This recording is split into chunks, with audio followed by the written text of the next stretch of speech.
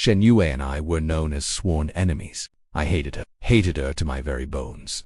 Until a massive fire changed everything. My face and voice were completely destroyed. Everyone looked at me with pure disgust. They abandoned me, but she held me, whispering, "Fang Yuan, do not be afraid. I am here." Only then did I realize that the woman I hated the most was the one who loved me most in this world. In her final moments, she held me in a tight embrace, her cold lips brushing my ear, hoarsely pleading, "Fang Yuan, please, just love me, okay?"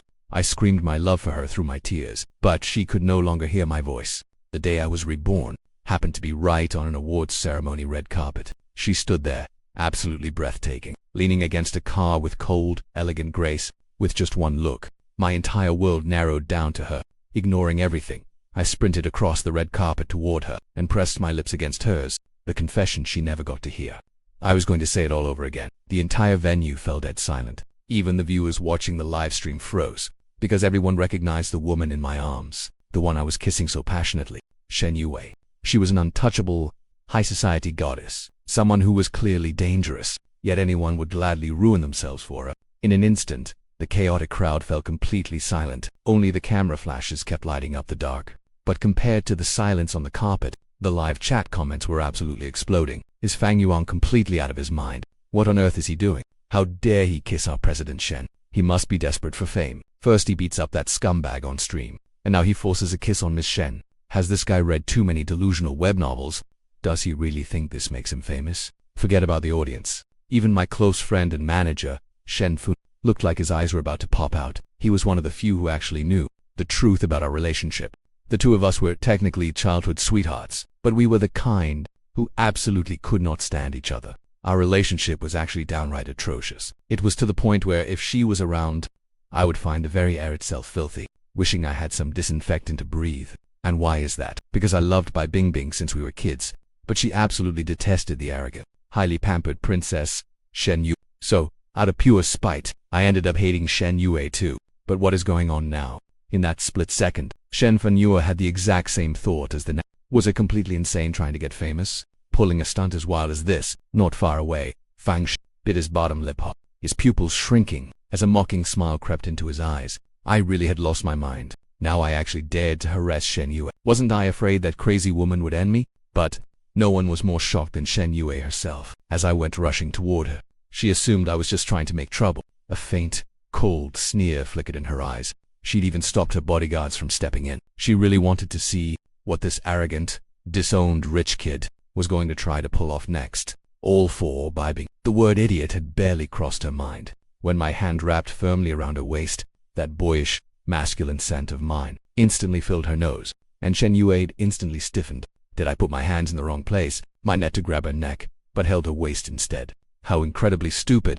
Shen Yue lowered her eyes, ready to lash out with cold mockery. Suddenly, the boy holding her leaned down, and his lips landed precisely on hers. In that instant, Shen Yue's mind went completely blank. She thought stiffly, did he mean to bite my neck but got my mouth instead? Her throat moved slightly. Shen Yue felt she should say something, to remind me that I'd gotten the wrong spot. But then, her lips tasted a hint of saltiness. Then she heard my gentle voice whisper, I love you. My voice was as soft as a passing breeze, ethereal and fleeting. In that moment, her heart suddenly clenched, as if an invisible cord was wrapping tightly around it. Shen Yue's eyes widened. She pinched my cheeks, forcing me to pull back. Her actions set the livestream chat ablaze. The slap is coming. It's coming. Fang Yuan is about to get slapped. Slap him hard. Avenge our Yubo. Shen Yue stared blankly at the corners of my eyes, glistening with tears. Her brow furrowed even deeper, just as everyone held their breath, waiting for her hard slap to land on my face. Shen Yue's lips curled slightly. Her pale, slender fingers brushed against my cheek, wiping away my tears. Her voice was incredibly gentle.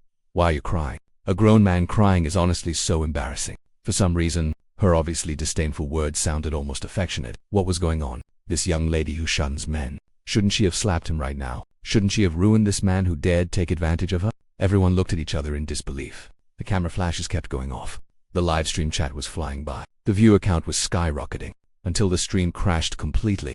I bit my lip hard, unable to stop my tears. My voice was choked and incredibly raspy. I miss you. I'm so afraid of losing you. That's the only reason I'm crying. My arms were still wrapped around his waist, squeezing tighter, terrified he might vanish. I looked at him through a blur of tears. Yue, I missed you so much. Really, but Shen Yue thought I got the wrong person. Wondering if I had mistaken him for Jing, Shen Yue went quiet for a moment, then suddenly looked up to scan the area.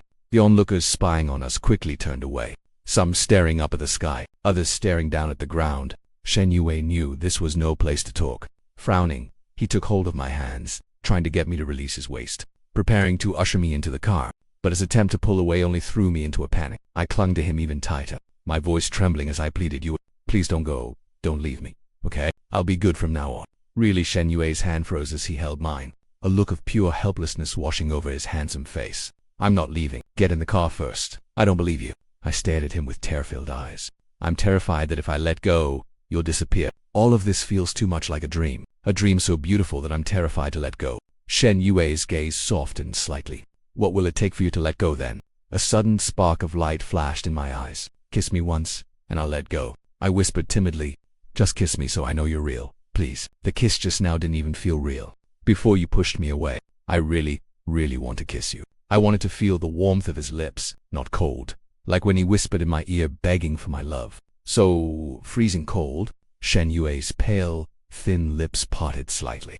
His gaze drifted from my eyes down to my lips. My indifferent mouth usually did nothing but drive him crazy, always incredibly cold and heartless. Yet today, who knows what triggered me to suddenly make me this sweet and gentle. He probably thought I was plotting another prank on him, trying to seduce him right in front of the whole internet, just to capture some blackmail to ruthlessly mock him later, as proof of him being seduced by my charms. Shen Yue slowly narrowed his eyes, a faint smirk playing on his thin lips. Too bad for me that Shen Yue was never one to fear underhanded, petty tricks. With that thought, Shen Yue let out a calm, relaxed chuckle. His long, slender fingers brushed against my cheek. Then, leaning down, his thin lips pressed firmly and completely against mine. In that split second, did he realize that this kid Fang Yuan's lips were actually pretty soft? The live stream, right when Shen Yue stood on tiptoes to kiss me, suddenly went back online, right there on the red carpet camera. A stunning goddess wearing a white dress, with a tall, elegant figure, was caught on tiptoe, kissing a man,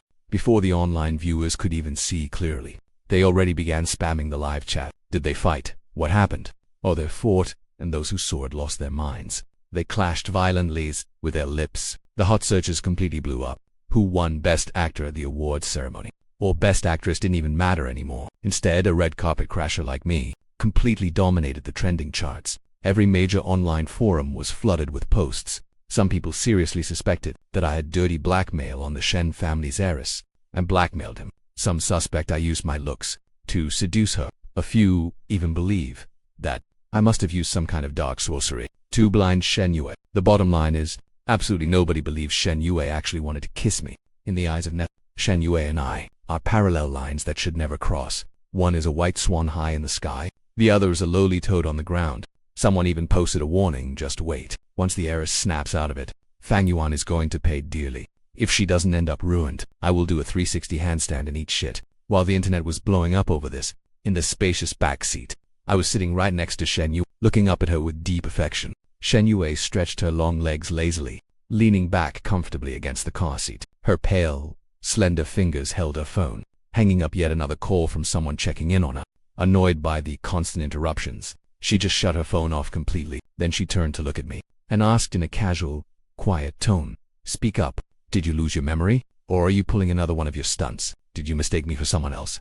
"No, I didn't." I quickly shook my head in denial, my slender fingers instinctively reaching for her arm, trying to hold on to her. Shen Yue's eyelids twitched. "Don't hug me. Just sit there and behave." My movements froze, and my fingers, which had already brushed her sleeve, curled back slightly. I just stared at her awkwardly. Shen Yue frowned and looked at me, taking in my clear, bright eyes, where a faint light flickered, just like scattered starlight. I probably looked a little pathetic, as if I'd been heartlessly abandoned by her. Something was off. I was definitely acting weird. Shen Yue narrowed her eyes slightly. Her dark eyes ran deep. She hadn't mistaken me.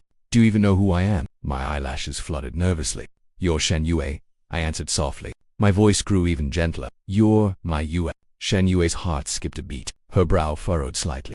Suddenly, she reached out her hand, pressing the back of it gently against my forehead. "You have a fever," she murmured thoughtfully. "Did the fever fry your brain?" Her skin felt a little cool, strangely reminding me of that final and coldest embrace she gave me. My fingers slowly clenched into a fist. "No," I whispered, my voice barely audible. Shen Yue pulled her hand back, She crossed her arms and raised an eyebrow. Then you're fine. What kind of crazy scheme are you cooking up to mess with us now? At that point, Shen Yue suddenly seemed to remember something. Her eyes darkened. If I remember correctly, the Fang family is hosting a banquet tomorrow. I heard that woman, Bai Bingbing, has already bought a wedding dress. She will probably use tomorrow to propose to Fang Shan. Both the Bai and Fang families seem eager to go through with this alliance. Just 1 month ago, I was kicked out of the Fang family. It was all because Fang Shujian got kidnapped and was nearly assaulted, and every piece of evidence pointed directly to me. The Fang parents were utterly disappointed in me, announcing to the world that they were cutting ties with me. My engagement to Bai Bingbing was instantly called off because of it.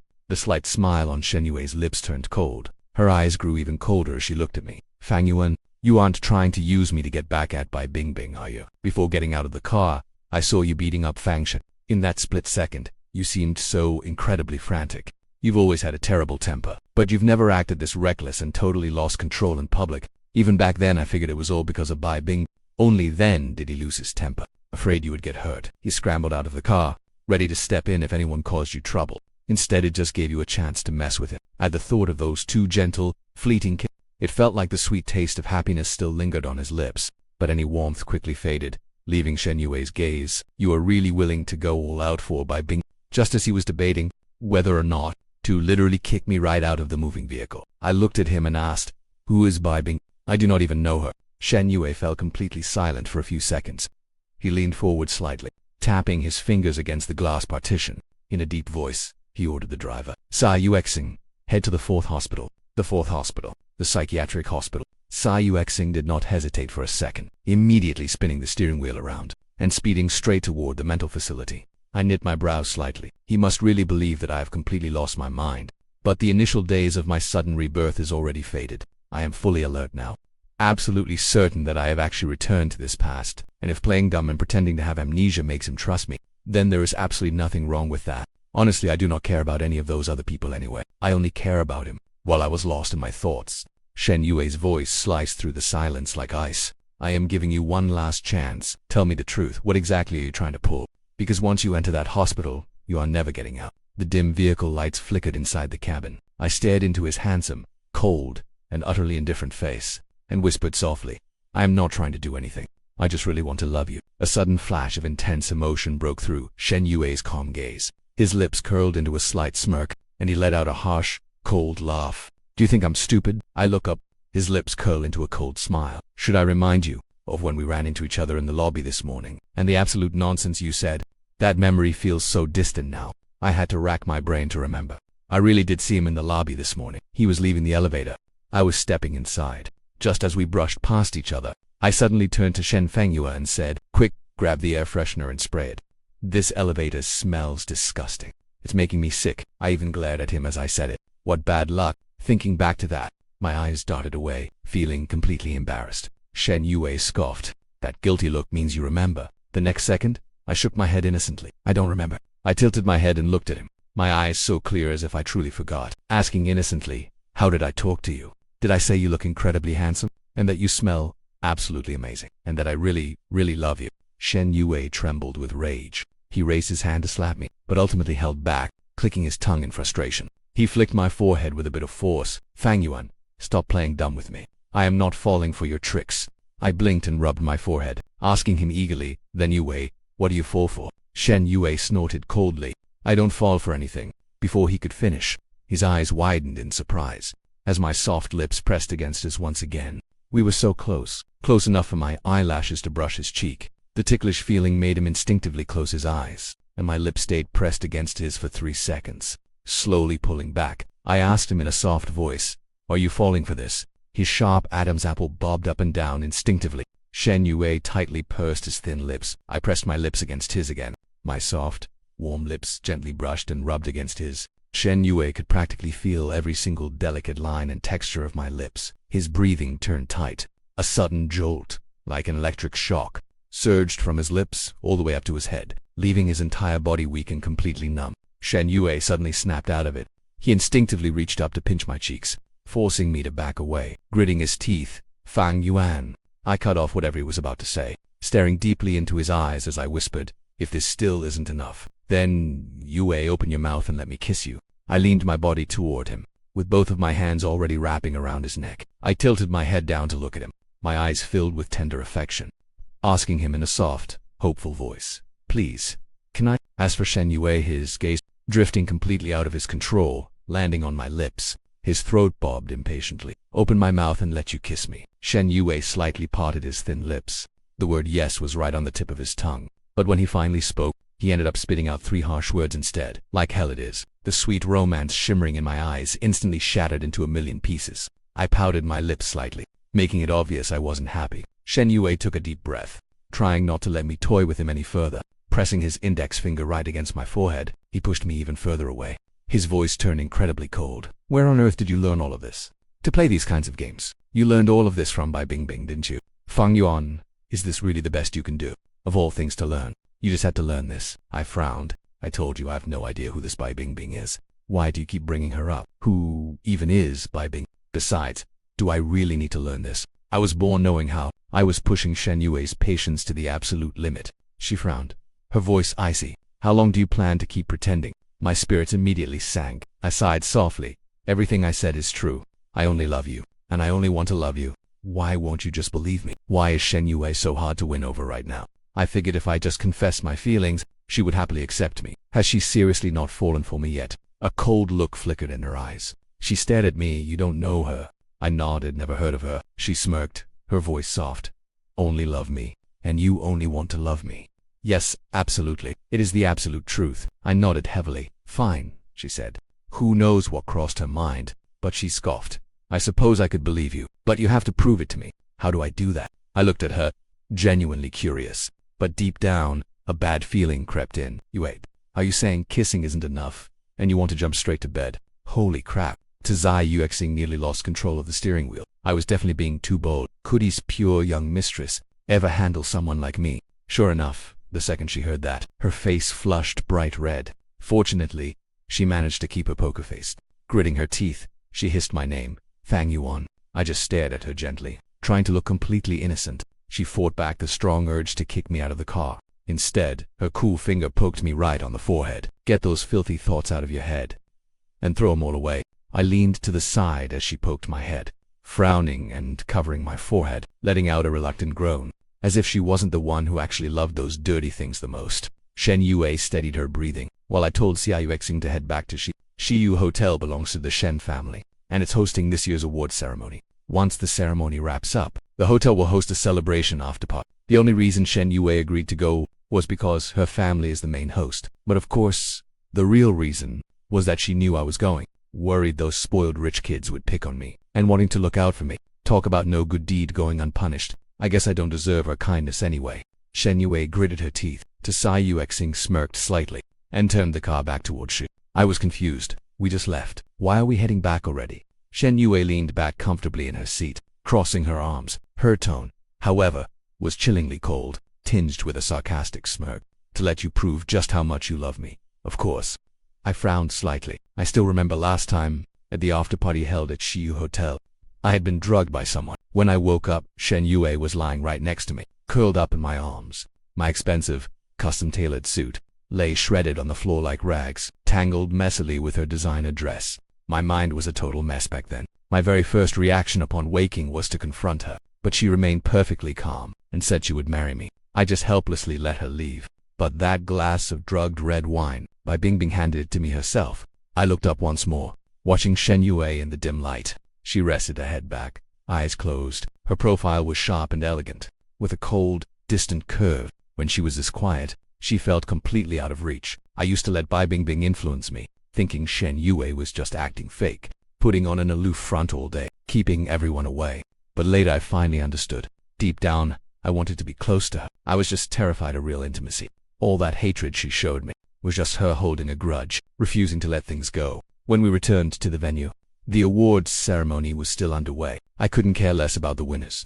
Everyone had gathered in the main banquet hall, including many of the elite heirs and socialites from Yong City. They only came here, obviously, not to applaud the actors winning awards, but just to be seen. Sure, a few rich kids in our circle dabbled in showbiz for fun, but actors with no background were nothing but playthings to be used. Yet tonight a strange tension filled the room.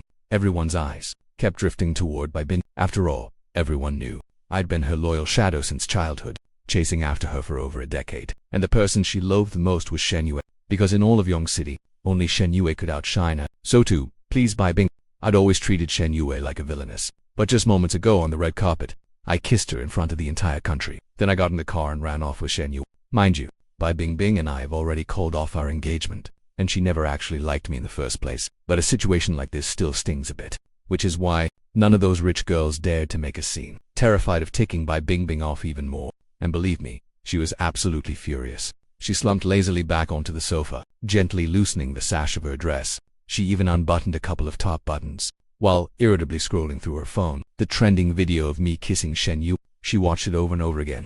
The more she watched, the more she wanted me dead. After browsing for a bit, she tossed her phone onto the coffee table. Then, she coldly told the person next to her, "Get someone to delete these trending searches." The guy next to her was her childhood friend, Huang Zi. He was also busy checking the hot searches. Hearing her demand to delete them, Zixuan asked in surprise, "Delete them? For what? Don't tell me you can't stand seeing people bash Fang Yuan." Bai Bingbing frowned. "Does him getting dragged online do me any good?" Zixuan shrugged. "Sure, it doesn't help you, but it definitely helps that cheap bastard. The worse Fang Yuan's reputation gets right now, the better that cheap bastard is going to look. Since you like him anyway, why do you still care about Fang Yuan?" Hearing this, Bai Bingbing snapped angrily. "Huang Zixuan, are you out of your mind?" Zixuan froze. Bai Bingbing stared at him blankly. "When did I ever say I liked that cheap bastard?" Zixuan was absolutely stunned.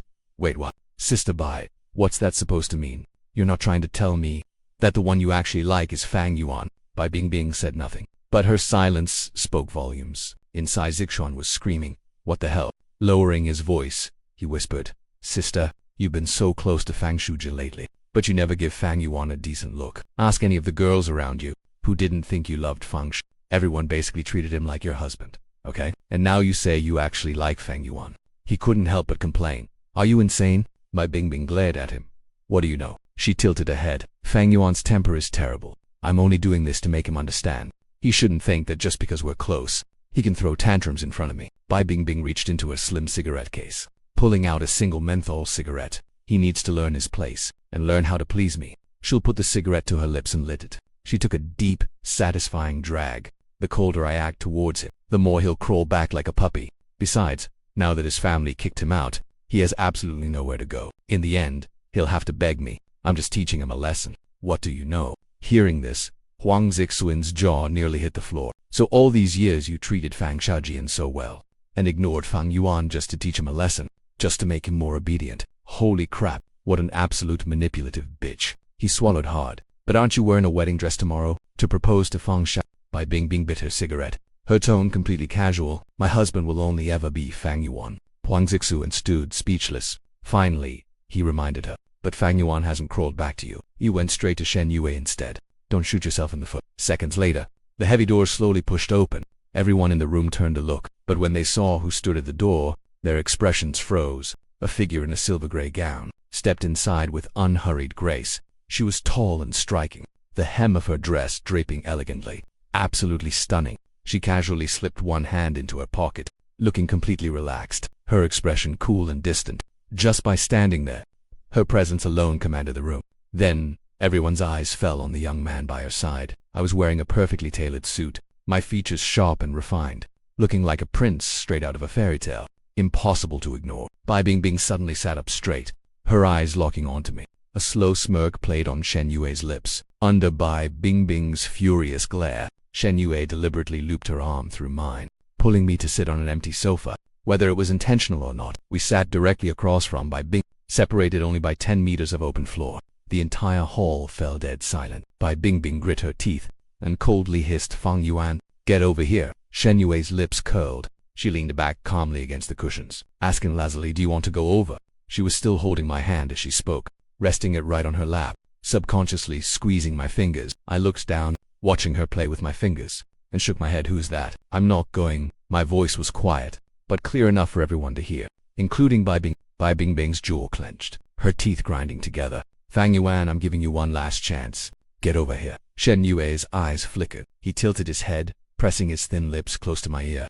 "Didn't you say you loved me and wanted to kiss me?" His breath was warm. His voice was sweet, making my heart race. Then I heard his low, amused murmur. "So, Do you really dare to French kiss me right in front of Bai Bing? Only then did I understand. So this was the proof he was talking about. He didn't believe that I loved him. Or did he think I was just playing with him? Or because of Bai Bing, he must have thought I didn't have the courage to kiss him in front of Bai Bing, which is why he said something so incredibly provocative. But he was dead wrong. There is nothing I wouldn't dare. Shen Yue stared straight at me, his eyes locked on mine, only to watch my bright, spirited eyes blink back at him. In that instant, sparks flew like blazing starlight. Suddenly he got a really bad feeling. Sure enough, the very next second I tilted my head and kissed his lips without a single shred of hesitation. A collective gasp suddenly echoed all around us. The already quiet banquet hall fell completely dead silent. In that exact moment, Shen Yue's mind went completely blank. How many times had this happened today? Honestly, even if I really wanted to provoke Bai Bing, wasn't he afraid this move of mine was too ruthless? What if going too far completely and utterly infuriates her? Shen Yue's chaotic thoughts swirled in a mess, but I simply wrapped my slender hands around his neck, pressing my lips against his thin ones, slowly caressing them. Then I opened my mouth and gently bit down on his lower lip. I murmured in a soft, teasing voice, "Yue, open up." Shen Yue snapped right back to reality. His throat bobbed slightly. His lips twitched slightly. For one brief, fleeting second, he genuinely felt the urge to open his mouth. But then, a woman's low, mocking laugh rang out right next to us. Dismissed by, "What do you think you're doing?" Shen Yue glanced over from the corner of his eye. Seeing Bai Bing stand up, she seemed to be heading his way. But another woman blocked her path. Standing right in front of her was Nisha. She was Shen Yue's best friend. Arms crossed over her chest, standing lazy and relaxed, glaring back at Bai Bing with ease. What is our young mistress planning? Like she would let anyone ruin her best friend's moment. Especially this bitch. That was absolutely not happening. Bai Bing's face darkened instantly. Fists clenched. She snapped. "Get lost." Ni Shaquan smirked. "You tell me to move. I move. Where is my dignity in that?" Bai Bing gritted her teeth, her eyes burning with rage. I said, "Get out of the way, Nisha." She just grinned playfully. "Or what? What are you gonna do?" Bai Bing's eyes went cold. She raised a fist, throwing a punch straight at Ni Shaoqian's face. Ni Shaoqian only scoffed, dodging it with ease, and grabbed her fist mid-instant. With a harsh twist, she forced a sharp cry of pain from her. The entire room erupted. Bai Bing's friends quickly rushed forward, but Ni Shaoqian's crew counted with 8 more people. A dozen people, all prominent young heirs from Yangcheng's wealthiest elite circles. The bystanders watched in absolute terror, barely breathing, afraid of getting dragged in. Shouting and screaming filled the air, with endless shoving. "You want to fight? Oh my god," Ni Shaoqian just dislocated her wrist. "Let's get her. You a group of punks. Bring it on together." Just as a riot was starting, Shen Yue spoke up quietly. Enough just those 2 simple words that instantly brought the chaotic scene to a dead silence. A dozen people froze, sleeves still rolled up. They all turned to look at Shen Yue. At that moment, Shen Yue leaned lazily against the sofa. Her long legs were casually crossed. Beside her, I kept my head hung low, lost in my own thoughts. Seeing them look over, Shen Yue let out a faint smile. Her voice was icy. "If you're going to fight, don't do it here. Take it outside." Everyone else was speechless. Like, why were we even about to fight? But with those few words from her, everyone's rising urge to fight actually fizzled out right then. After all, this was definitely no place for a brawl. This was Shen family territory. If they actually started a fight, the consequences, well, they knew that better than anyone. Someone frowned and looked over at Bai Bing, wanting to see how she would handle this. Bai Bing was pale, grimacing in intense pain. Cold sweat rolled down her face, clutching her wrists tightly. Her glaring eyes locked dead onto me. Beside her, Huang Zixin's eyes darted around. He shouted at me, "Fang Yuan, can't you see they broke Sister Bai's hand? What are you still standing around for? Get over here and get Sister Bai to the hospital." Once again, all eyes turned to me. Even Shen Yue looked over. Earlier, when I told her to open her mouth, she indeed almost couldn't hold herself back. Luckily, Ni Shaoqian and the others starting a commotion snapped her out of it. At this moment, Shen Yue was quietly looking at me. I still kept my head hung low, acting as if I hadn't heard a word Huang Zixuan said. Bai Bing was finally pushed to her limit. Ever since I stepped into the banquet hall, I hadn't spared her so much as a single glance, completely and utterly ignoring her very existence. It never used to be like this. Anytime she was around, my eyes would always follow her every move. Now, she was suddenly starting to panic. It felt like something was slipping out of control. Holding back the pain, he hissed through gritted teeth, "Fang Yuan, stop this tantrum and get over here. I can let tonight's little stunt slide." His tone sounded like a royal favor. I finally looked up at Bai Bing. It was the first time I'd looked at him tonight. I stared for 2 seconds. Then, I actually stood up and walked toward him. The darkness in Bai Bingbing's eyes vanished, replaced by a smug, victorious look. He knew I was only doing this to make him jealous. Everyone else exchanged silent, uneasy looks. Nobody dared to speak. They just instinctively parted as I approached. Ni Xiaoqian hesitated for a split second. She could have stopped Bai Bing, but had no reason to stop me. So she reluctantly stepped aside, giving Bai Bingbing a sharp glare, then turning to shake her head at me. Fang Yuan's taste has really gone downhill. His sister Shen is a million times better than that Bai guy. Shen Yue's eyelashes trembled slightly. She lowered her eyes. Her hands lay folded casually on her lap, but hidden from everyone's view. Her knuckles turned stark white. She was fighting the urge to pull me back. She even stood up the moment I reached him, not wanting to look any longer, and headed straight for the exit.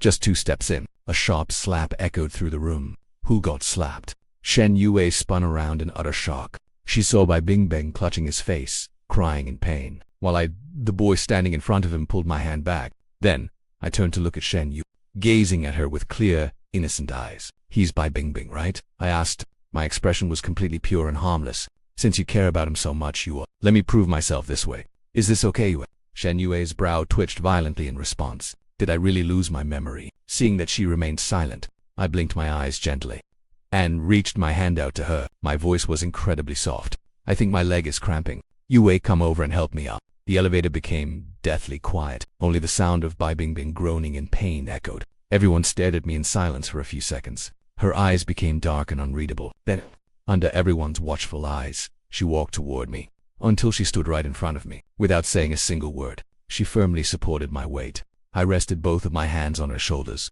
gazing at her with starry, shining eyes, my eyes curving into crescents, smiling very sweetly. At that exact moment, Bai Bing, perhaps having recovered from the worst of the pain, gritted her teeth and looked up, glaring fiercely at Shen Yue with a twisted expression. Let go of him. He is my man. She had a terrible premonition. If she let Shen Yue walk away supporting me, she would lose me forever. Shen Yue merely tilted her head to look at her, a bone-chilling coldness radiating from her eyes. Yet a pleased smirk played on her lips as she spoke.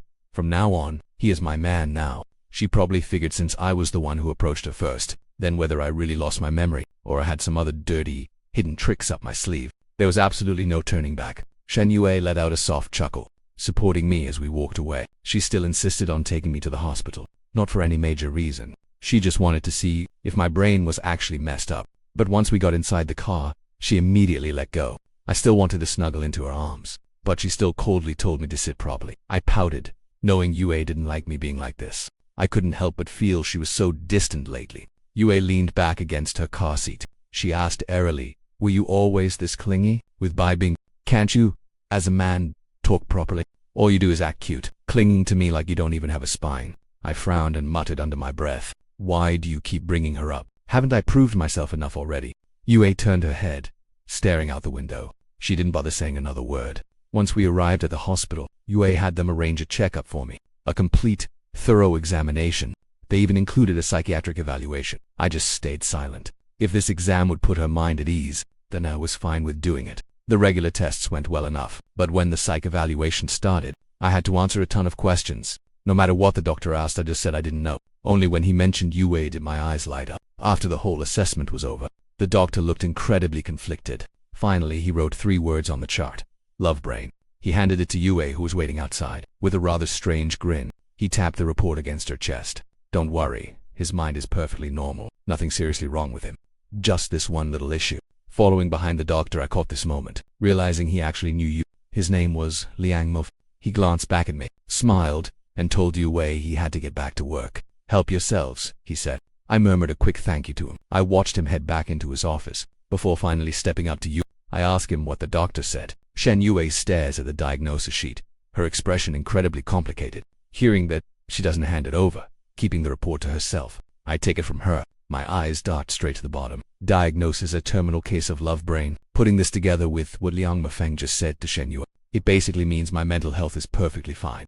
No major issues at all. I'm just suffering from a bad case of love brain. I nod. Gotta admit, in a weird way, this doctor's actually pretty professional. This only makes Shen Yue's head spin even more. My entire body was just checked from head to toe, and physically, there is indeed absolutely nothing wrong with me. But for her, that is exactly the biggest problem. If I'm only putting on an act to get close to her, then what on earth is my actual motive here? It's not about Bai Bing, so what else could make me throw away my deep dislike for her? and pushed so close to her. But if I'm not faking any of this, can a person really suddenly undergo such a massive change in a single day? Shen Yue can't help but raise her hand. She rubs her palm over my head a few times, feeling around to see if she can find any hidden bumps. She asks me if, when I got in the elevator this morning, my head got caught in the sliding doors. I look at her, feeling utterly helpless. Why is it so hard for you to believe me? I truly, genuinely love you with all my heart. Shen Yue pulls a hand back and stands up straight. Her deep, piercing eyes lock onto mine. Tell me, if you were in my shoes, would you? Fair enough. Even I wouldn't believe she actually had feelings for me. At least, not until that massive fire. I speak with absolute sincerity. Looking at her, I confess completely honestly. The truth is, I've actually always been in love with you. It's not some random feeling that just started today. Always. Shen Yue's pupils shrink back in surprise. She looks utterly confused. What do you even mean by always? In the past, I never dared to love you. I lower my gaze. You were just too perfect. You're just so gorgeous. And so many guys are into you. Yet you always give me the cold shoulder. My voice sounded way too defeated. Shen Yue scoffed. Fang Yuan, don't play the victim. You're the one giving me attitude. I shot back. That's just unrequited love. My love turned into resentment. Shen Yue said, being sharp-tongued won't make you look any better. It just proves you're trying to deflect. Sighing, I asked, can't you just let me win once? Why always be so harsh? I'm actually trying to confess here. Shen Yue fell completely silent. She paused, fighting down her frustration. Then she spun around and walked away. I frowned, watching her walk away. I didn't move an inch. I waited until she was 10 meters away. Then I called out her name. Shen Yue froze in her tracks. She paused for a moment. She looked back and snapped. What? My leg cramped up today, and it still really hurts. Can you please come over and help me? She tilted her head and scoffed. Then don't walk. She wasn't going to help. With that, she turned to walk away again. I pouted, refusing to budge, and I didn't say another word. Just like that, she walked another 10 meters. But right as she reached the elevator, she closed her eyes and cursed under her breath. She spun around, marched back, and grabbed my arm. She gritted her teeth, whispering, Fang Yuan, I must have owed you in my past life. Instinctively, I wrapped my arms around her. Her cool, sharp scent instantly washed over me. My lips curled into a smile. I didn't care about her harsh tone. I just held her waist tightly, leaning in right next to her cheek. I gently pressed a tender kiss onto her cheek. Then, I softly whispered, No, that's not it. I'm the one who owes you. My lips brushed softly against her warm cheek. Shen Yue trembled, deeply moved by my words. The lingering irritation in my heart suddenly melted away. She helped me toward the elevator with a scoff. You owe me, so shouldn't you support me? Have you ever seen a debtor parade themselves so smugly in front of their creditor? I looked at her and answered very seriously. Well, normally speaking, it's never easy for a creditor to collect. The bigger the debt, the harder it gets. So, you have to pamper and please your debtor, just to slowly get your money back. Shen Yue let out a quiet scoff. You always have so many twisted arguments. Then, I leaned in even closer to her, whispering in her ear, My debt to you is massive, so I have to pay you back slowly, for a whole lifetime. A lifetime. Shen Yue's gaze instantly sought. She quietly guided me into the elevator. She turned around, locking her eyes onto mine. Fang Yuan, do you even know what a lifetime means? Of course I do. I stared back, my eyes shining with absolute clarity. A lifetime means we will never, ever part. Shen Yue and I actually live in the same neighborhood, in the exact same apartment building. In fact, she lives upstairs, and I live right below her. Back when I was kicked out of the Fang family, I suddenly had absolutely nowhere else to go. So, Shen Fankua rented this apartment for me. But later, I uncovered the real truth. The actual owner of this place was Shen Yue. She had secretly put the apartment on the market, just to rent it to Shen Fanghua at a discount. Shen Yue finally managed to get me back home. Even at the door, I couldn't help but play dumb. Are you sure I can't just stay upstairs with you? Shen Yue shut me down with a single, sharp glare. Fang Yuan, show at least some I could only let out a defeated, helpless groan. I went back home obediently, constantly looking back with every step, acting like I really couldn't bear to leave. I took one last look at her, making absolutely sure she wouldn't invite me inside, and finally stepped through my door reluctantly. The moment I shut the front door, Shen Yue's forced, composed look finally crumbled. She tilted her head, covering her face to rub it, forcing a smile onto her stiff lips before quickly dropping it. To her, this single night was more thrilling than her entire 23 years. It was a constant emotional roller coaster. Even right now, her heart was still hammering over what I said in that elevator. Never to be parted. Her pulse raced madly. Yet it all felt like a hazy dream, completely lacking any reality. She didn't even know how she was supposed to face me anymore. What if I was just acting on a whim? What if I was only playing with her? Shen Yue cast one last glance at my closed door, then turned to head upstairs to the bathroom. She let the freezing water pour over her head, hoping to quiet her chaotic thoughts and clear her head, but it was useless. Her restless heart refused to calm. My image kept flashing in her mind, those bright, intense eyes, the way I looked at her, and the memory of me leaning in for a kiss.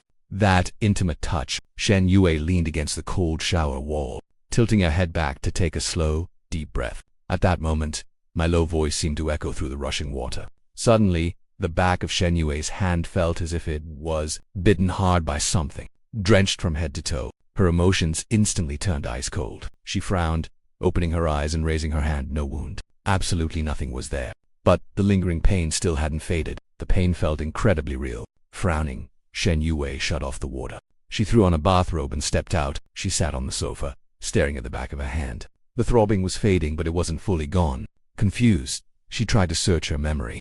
The sharp sting felt exactly like a bite. She fell silent for a moment, then leaned her head back against the cushions, thinking maybe heaven thought she was being too foolish, so it stepped in to stop her. Leaning back against the sofa, she closed her eyes to calm her racing thoughts, until the doorbell suddenly rang. She sat up and glanced toward the door, and immediately saw him, but there on the doorbell screen was my handsome face. Shen Yue closed her eyes, rubbing her temples. Sighing, she wondered why this nuisance couldn't just let her be. But then, she let out a self-deprecating laugh. Deep down, wasn't she actually hoping I'd show up? When Shen Yue opened the door, she leaned against the frame, lazily crossing her arms. She looked at me. Her voice was pure helplessness. Fang Yuan, do you have any idea what time it is? I was still wearing my clothes from earlier today, having no idea what had kept me so long. Standing at her door, I listened to her words, and innocently held out my hand to her, but my hand was bitten by second senior brother.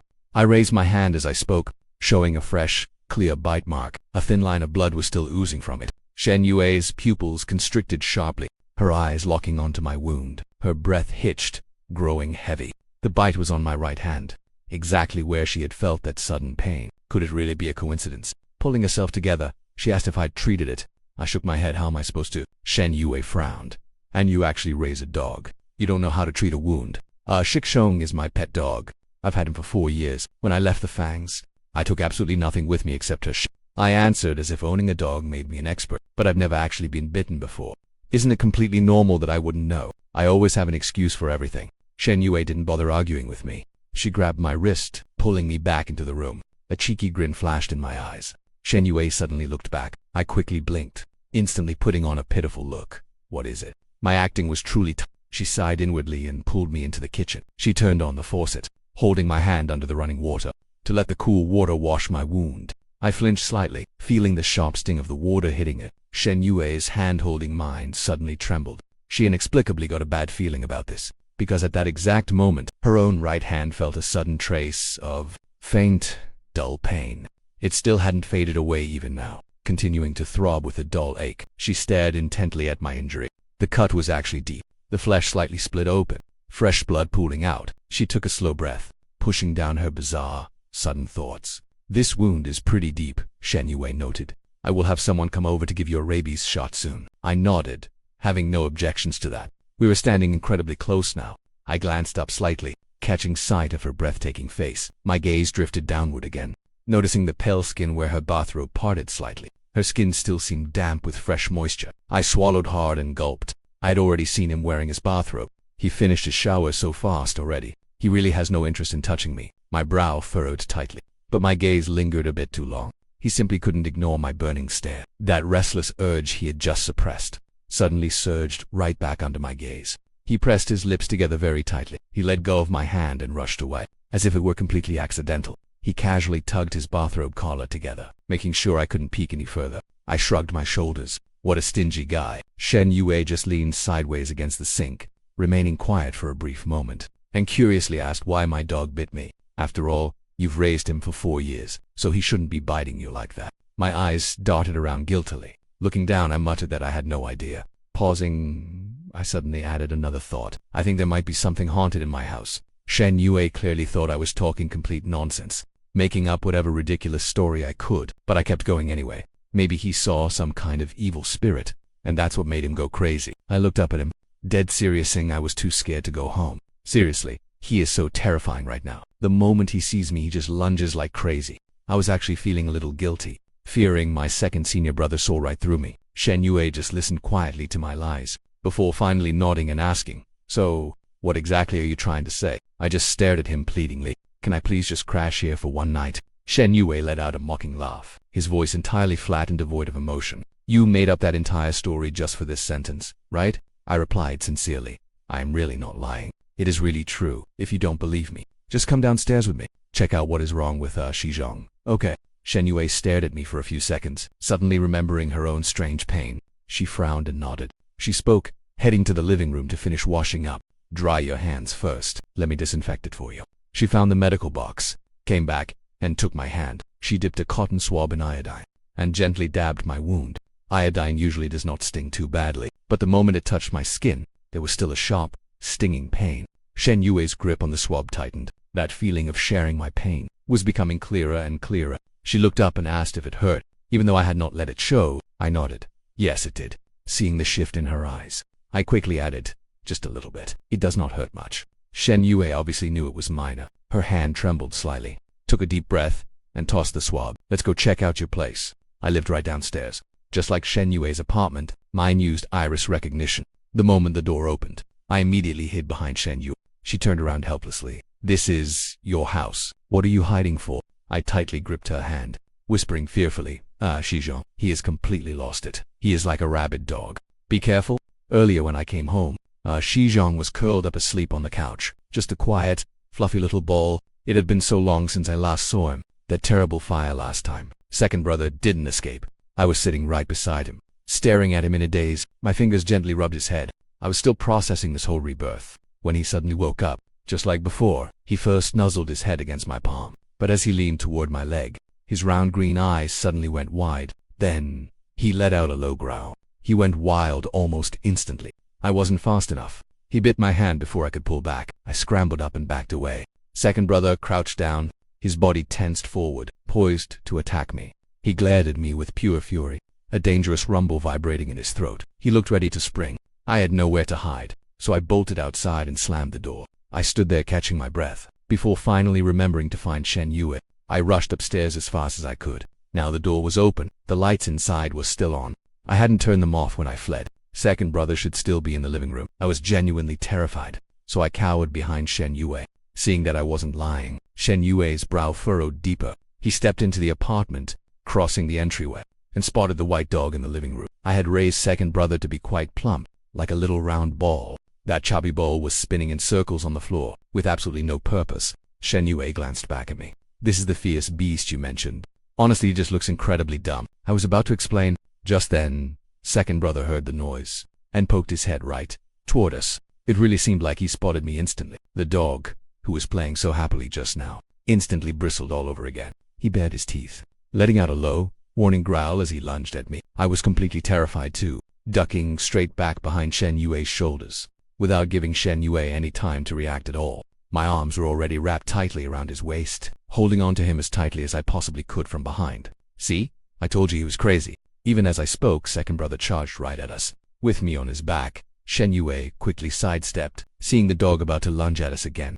He frowned and commanded firmly, "Second brother, stop. Why act like an overbearing CEO at a time like this?" I squeezed Shen Yue's waist even tighter, and cried out anxiously, "He is a dog. Do you think he can actually understand you? We need to get out of here right now. Tomorrow I will have someone take him to the vet for a checkup." But just as those very words left my mouth, second brother's striking emerald eyes turned to look right at us, and he visibly froze for a moment when he heard me speak.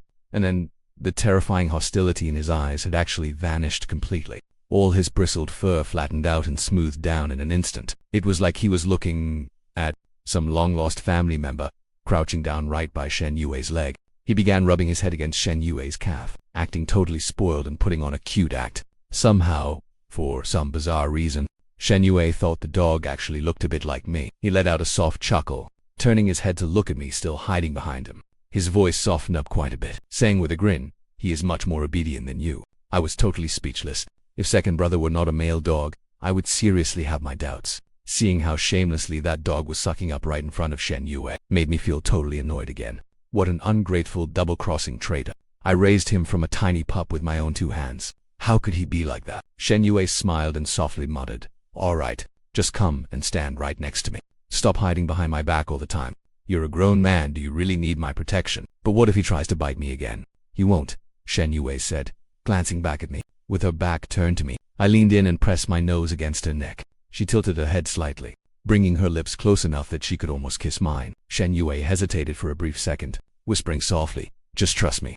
I locked eyes with her for a moment, and reluctantly mumbled, "Well, if you say so." I blinked my eyes as I spoke, and suddenly lunged forward, planting a kiss right on her sweet lips. It made a loud, sloppy smack, echoing surprisingly loud in the room. Then, like a cheeky pig who just stole a heart, I stepped out from behind her, grinning from ear to ear. Shen Yue gently pursed her lips, still feeling the warmth left behind by my sudden kiss. After being showered with my kisses throughout the entire day, she was already starting to crave even more. Yet I remained completely oblivious to it all, still brave enough to keep teasing her. She leaned back and sat down on the sofa, and as Xizhong curled up right next to her, she ran her long, slender, pale fingers gently over the top of Xizhong's fluffy head, looking down carefully to inspect him and make sure he was okay. Xizhong just lay there quietly right by her side, completely letting her pet and check him over. I stood to the side, watching them closely, and seeing that he had finally calmed down, I started walking over. But before I got within 3 steps of them, Xizhong suddenly raised his head and snarled, baring his teeth at me. I instantly froze in my tracks. Shen Yue's brows furrowed in annoyance, and she smacked Xizhong right on the top of his head. "Who are you snarling at?" she scolded. Xizhong let out a soft, whimpering, aggrieved whine, and slumped back down like a deflated balloon. Though his glaring green eyes never actually left me, he was still being quite unfriendly. Shen Yue checked him over, and he was fine. She looked up at me standing nearby. I stood with my hands behind my back, a dejected expression on my handsome face. My dull eyes stared at her and the dog beside her. Shen Yue nudged me, saying she had already checked. There was nothing wrong with him. My eyes flickered as I mumbled an okay. Then why is he acting so cold to me? It is like he does not even recognize me anymore. Shen Yue lowered her gaze. Maybe it is not the dog's fault. Maybe it is a human issue. Shen Yue was never a superstitious person, but she had heard that dogs are incredibly perceptive creatures. Why was Xizhong acting so out of character? She suddenly had an ominous premonition. Was the person in front of her really Fang Yuan? The very thought made her heart race. She narrowed her eyes slightly. She shooed Xizhong off to play elsewhere. Who knows if Xizhong even understood, but he did not move. Instead, he hopped back onto the couch to snuggle close. Shen Yue did not bother to stop him. Looking up, she stared at me, Fang Yuan. She reached a hand out to me. Her pale, delicate fingers curled slightly in invitation. "Fang Yuan, come here for a second." So I took a step forward, placing my hand in her palm. Shen Yue immediately squeezed my hand tight, and with a gentle tug, pulled me closer. I yielded to her strength and sat down beside her, right where Xizhong had been sitting just moments ago. Her soft, feminine arms wrapped around my waist. Her gentle fragrance instantly enveloped me. My eyes widened slightly, feeling a bit confused. Yue. This was the first time she had initiated a hug today, though I could not help but feel it was a lot like how she had just hugged the dog. Her long fingers hooked behind my neck, forcing my face to turn toward hers. "Don't move," Shen Yue murmured, her voice incredibly soft. "Let me see." In a split second, our faces were inches apart, close enough to see myself in her eyes. I blinked softly. "What are you looking at?" Shen Yue's fingers gently brushed against my skin. She stared into my clear, wide eyes, reflecting only her own image. But the person sitting in front of her right now was me. Shen Yue was absolutely certain. Her gaze dropped, landing on my flushed lips. "Fang Yuan," she whispered softly. "There is no one else here now." Confused, I asked. And then, suddenly Shen Yue didn't want to hold back anymore. She slowly leaned in toward me. "Still want to kiss me?" she teased provocatively, as I sat right beside Shen Yue, her arms wrapped tightly around my waist. Our foreheads were pressed tight against each other. Her thin lips almost brushed mine. My breathing hitched slightly, seeing the pure greed in her deep eyes. I was all too familiar with that look. In our past life, during every intimate moment, she would always stare at me like this, like a predator on the hunt, while I was the prey that could never escape. But back then, I was always running. After that fateful night, she told me she wanted to marry me. I only told her to get lost. She walked away to give me space to cool off. But out of nowhere, the video of her entering my room got leaked. While everyone speculated about our relationship, another bombshell dropped. Shen Yue and the heir of the Su family in Yong were supposedly getting engaged. They said their families settled it before the new year. Young Master Su Shunfeng even posted on social media, pointedly writing, "The wicked will get what they deserve." Without naming any names, it was blindingly obvious those words were aimed at me. And just like that, the cruel brother who bullied his poor, helpless sister, was kicked out of the house, and ended up as a boy toy seducing another man's. I had heard plenty of vicious insults before, but back then, all the mocking, the ridicule, and those toxic curses felt like knives covered in blood, tearing me apart with agonizing pain. Even though the trending headlines were quickly taken down, and Su Shunfeng deleted his posts and apologized, and Shen Yue even posted on her own account, claiming she was the one chasing me, and that she had nothing to do with Su. But at that point, nobody believed her anyway. The abuse and nasty curses directed at me never stopped. Even my parents from the Fang family called, raining down endless abuse on me, claiming I had completely humiliated them, wishing I was never a part of the family, wishing they had never even given birth to me. As for Bai Bing, needless to say, once she found out I had slept with Shen Yu, she looked at me like I was some filthy object, constantly calling me a worthless boy toy. Back then, I was in absolute agony, and with nowhere to vent all that pain. I took it all out on Shen Yu. I hated her to my very core. Back then, I blindly blamed her for everything that happened. So whenever she tried to get near me, I would lash out hysterically with pure rage. Yet she just stood there, letting me insult her. And once I finally wore myself out, she would gently wrap her arms around me, without saying a single word, offering no explanation at all. Back then, her eyes were filled with such raw obsession. Looking back into her eyes, it took me years to finally realize that the obsession in her eyes had been buried deep for years. She had loved me for a very, very long time. Suddenly, my mind went completely blank, as Shen Yue rested her forehead against mine. "Don't you want to kiss me?" His gaze grew more and more dazed, snapping out of it. My hands reflexively pushed against his shoulders. "Aren't we kissing?" His voice dropped even lower. His breath grew shallower, too. His finger pressed against my lips, softly and slowly caressing them. He dazedly murmured, "Fang Yuan, hurry up and kiss me." His husky words made my ears burn red hot. I couldn't help but bite my lip. I was almost completely seduced by him. Or rather, even if he didn't tempt me, I still wanted him. But just a moment ago, I suddenly remembered my past life, realizing I still had unfinished business to settle. I couldn't kiss him yet. My hands on his shoulders pressed down with a bit of force, giving him a gentle pushback. As he looked up with dazed eyes, I got straight to the point and asked, "Are you and Su Shunfeng about to get engaged?" Shen Yue froze for a second, frowning in confusion as if he didn't know who Su Shunfeng was. I was speechless. Actually, he had already explained this to me last time, insisting that he had absolutely nothing to do with Su Shun. Their families had indeed arranged for them to meet once, but he had rejected the match crystal clear right then and there. The problem was, today Shen Yue and I hit the trending searches. Now, the public is busy speculating about our actual relationship, even though I hadn't drunk any spiked wine this time around. The fact that Shen Yue and I were trending together was exactly like the last time. I am completely clear-headed right now. If things follow the timeline of my past life, then tomorrow, the alleged relationship between Su Shunfeng and Shen Yue will leak online. It will trend, and Su Shunfeng will post on Weibo about it. So, I need to get ahead of this mess and handle it beforehand, instead of waiting for the trending search to explode before taking action. After all, these days, nobody is quick to believe. Belated damage control and clarifications. I cleared my throat, reminding him, the Su family heir, Su Shunfeng, who returned from abroad earlier this year. Didn't you go on a blind date? And you still claim you don't know him. Speaking of which, I actually witnessed Shen Yue and Su Shunfeng's blind date. I ran right into them. I saw the two of them walking shoulder to shoulder out of a private dining room. At the time, I just glared at Shen Yue from across the room, annoyed that I kept bumping into him everywhere. Seeing him with some handsome guy felt like a total jinx. Only now do I feel a late wave of jealousy, realizing he was actually on a blind date back then. And here he is, still playing dumb about who that guy was. I stand up in a huff. Shen Yue's brow furrows. The arm wrapped tight around my waist keeps me from moving. Then he finally asks, "Are you talking about Su Second?" Su Second. I get even more jealous. Sounds pretty cozy, doesn't it? You call him Su Second, but you call me by my full name. Shen Yue sighs helplessly. Everyone calls him that. I don't even know his real name. If I don't call him that, what else am I supposed to say? Su Shunfeng went abroad when he was a kid, and only came back a few months ago. With Yon, he's barely familiar with the wealthy heirs in our social circle. Besides, Shen Yue only met Su Shunfeng once, so he really didn't remember his name. He just knew everyone called him Su Second. As he speaks, his fingers gently brush against my cheek, a soft laugh in his voice. Besides, if calling him Su Second is too intimate for you, do you want me to call you Fang Second from now on? Ooh, his reply leaves me completely touched, because Fang Second definitely sounds ridiculous. I decide not to dwell on this anymore. I ask him, "So what did you two even talk about back then?" Shen Yue raises an eyebrow. Does meeting someone once really count as a blind date? He lets out a soft sigh. My grandmother did make me go meet him once, but I had no idea who I was meeting before I got to the restaurant, and once I got there I immediately turned him down. This actually matches what he told me in a past life.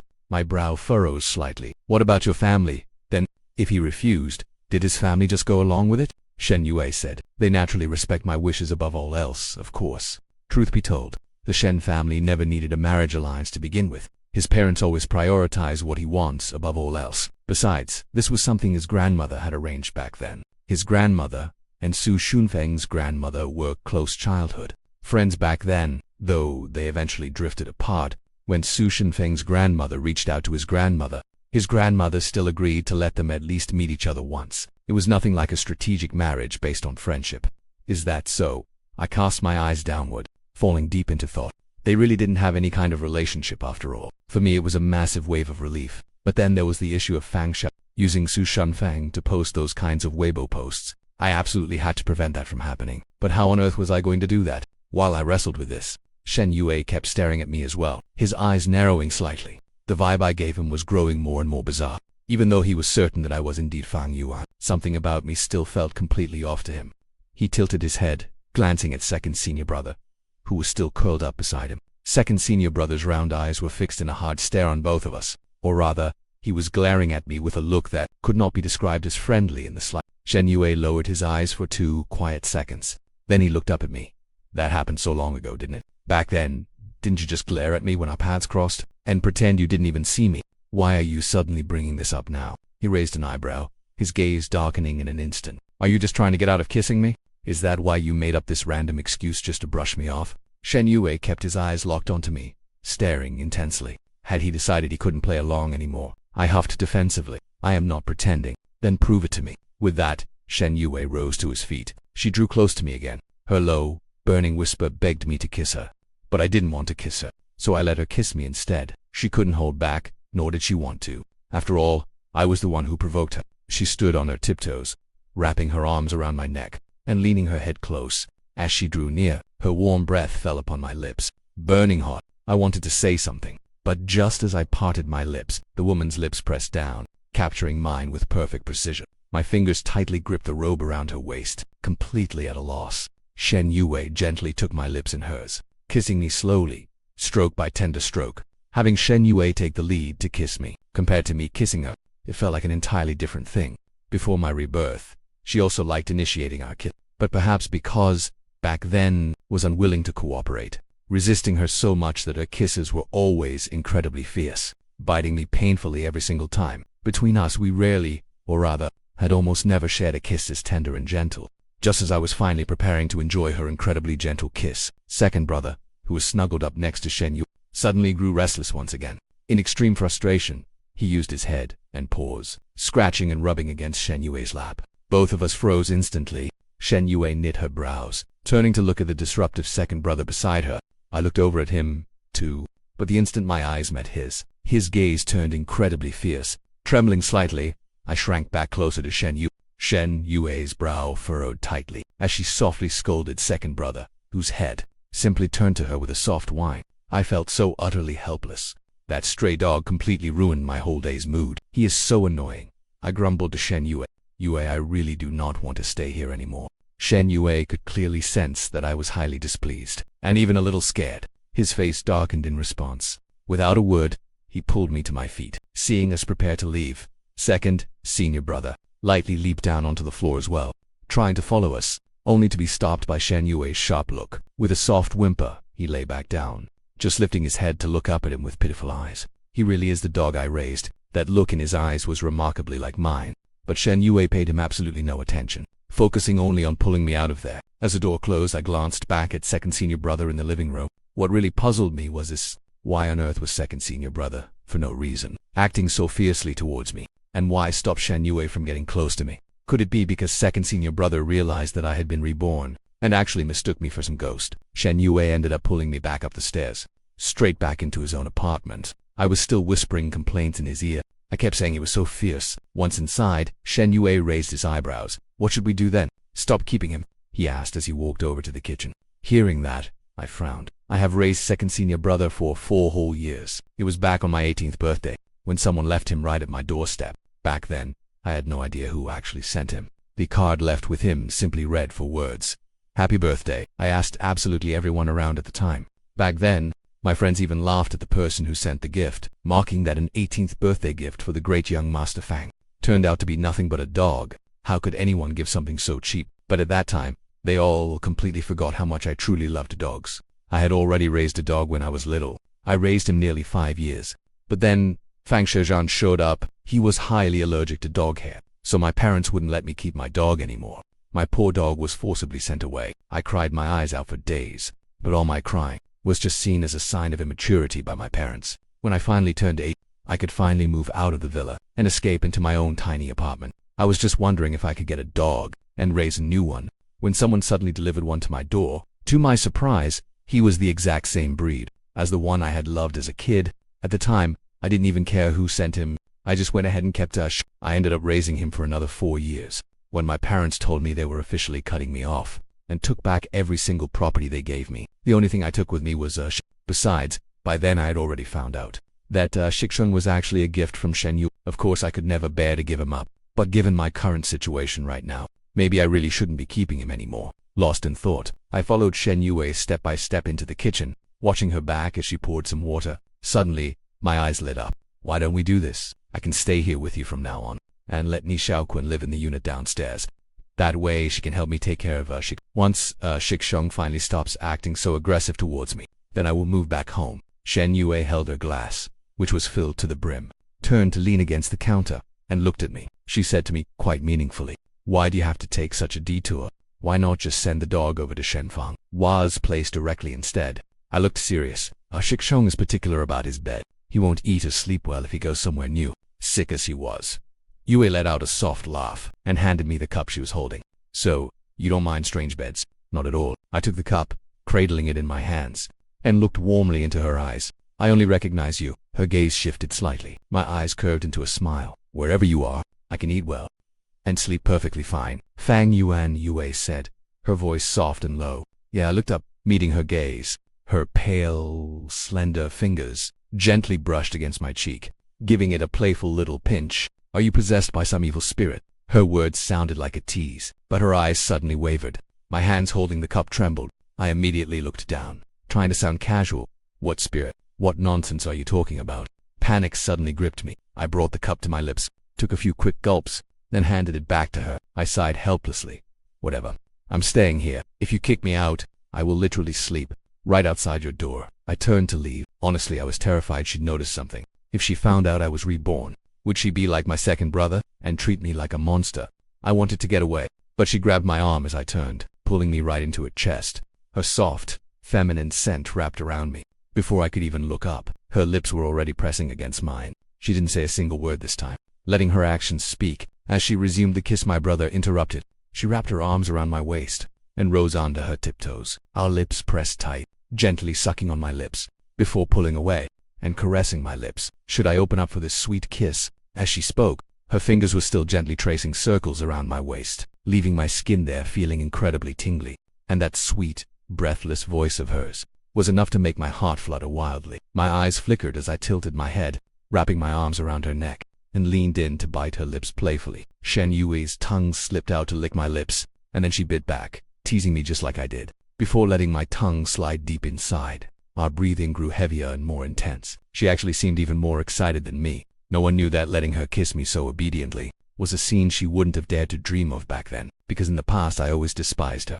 My eyes were completely blind to anyone but Bai Bing. Every single time she saw me follow him, Bai Bingbing around with a bright, adoration-filled smile, while Bai Bingbing only looked back with pure annoyance. Shen Yue always wanted to ask me what on earth I actually saw in her. Whatever Bai Bingbing could give me, she could too, as long as I liked it. She was willing to change into whatever I wanted, yet I never once threw a single kind look in her direction. Shen Yue still remembers my sophomore year of high school. When she was about to graduate, one late afternoon, she happened to run into me on the rooftop. I was crouching alone in a corner staring blankly at the ground, looking completely heartbroken. Shen Yue knew exactly why, because she had overheard the rumors. It was because I had bought a limited edition fountain pen, which I absolutely cherished. But Fang Xiaojian wanted it too. Seeing him look at it so our parents forced me to give the pen to my brother. I refused, making them absolutely furious. Fang's mother, right there, snatched the fountain pen right out of my hand and slammed it hard onto the ground. It shattered. The next day at school, Fang Shujian brought over a pen box. Inside was the newly repaired pen. He tried to apologize to me on the spot. I threw the box straight at his head, sneering that I didn't need his fake apology and telling him to get lost. Bai Bingbing was there too, and she completely lost her temper. Clutching his head, with his eyes red, she pulled him behind her. She glared at me and yelled that she had been nice enough to fix my pen, and asked why the hell I was acting so spoiled. She demanded that I apologize to him. No way in hell was I apologizing to that jerk. I just turned around and walked away. When Shen Yue overheard the girls gossiping about it, she found out and headed up to the rooftop. Sure enough, she saw me crouching there. Whenever I was feeling down, I'd slip away to space out alone.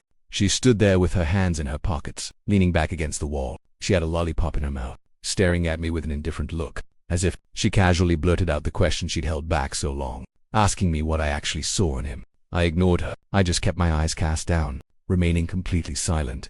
Shen Yue crushed the candy between her teeth. She let out a self-deprecating laugh, stood up straight, and walked over to me, looking down at me with cold eyes. She softly called my name, Fang Yuan. I finally forced myself to look up, my eyes red and teary, my face pale and ghostly. At that moment, I felt like a sailor stranded far from the sea. That fierce spark in her eyes slowly began to fade, losing the sharp edge she once had, as if she was running out of strength. Shen Yue's heart clenched.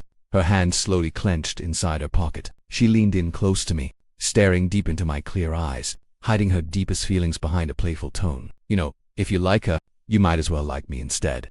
Am I not way prettier than her? Back then I just stared at her. I looked down again. My voice was raspy but cold. Even if there were no other women, I still wouldn't like you. Shen Yue's face froze. She bit down hard on her lollipop stick. She gave a cold, bitter smirk, then turned and walked away. Just a few hours later, after evening self-study ended, she crossed paths with me again. I was walking right beside Bai Bing, wearing a bright, happy smile, acting like nothing had ever happened. Shen Yue found it pathetic. Sometimes, she thought I brought it on myself. Honestly, she was right. Bai Bingbing never gave me the time of day. But to me back then, I swallowed my pride for someone who didn't care. For a woman who treated me like dirt, she had no reason to treat me well. Over all these years, Shen Yue often wondered if I had given her even a fraction of those smiles. Even just 1/10,000th of them, she would have been absolutely thrilled. But now, that impossible dream has suddenly come true. Here I am, smiling sweetly at her, telling her how much I like her, that I love her, and want forever with her, saying I want to marry her.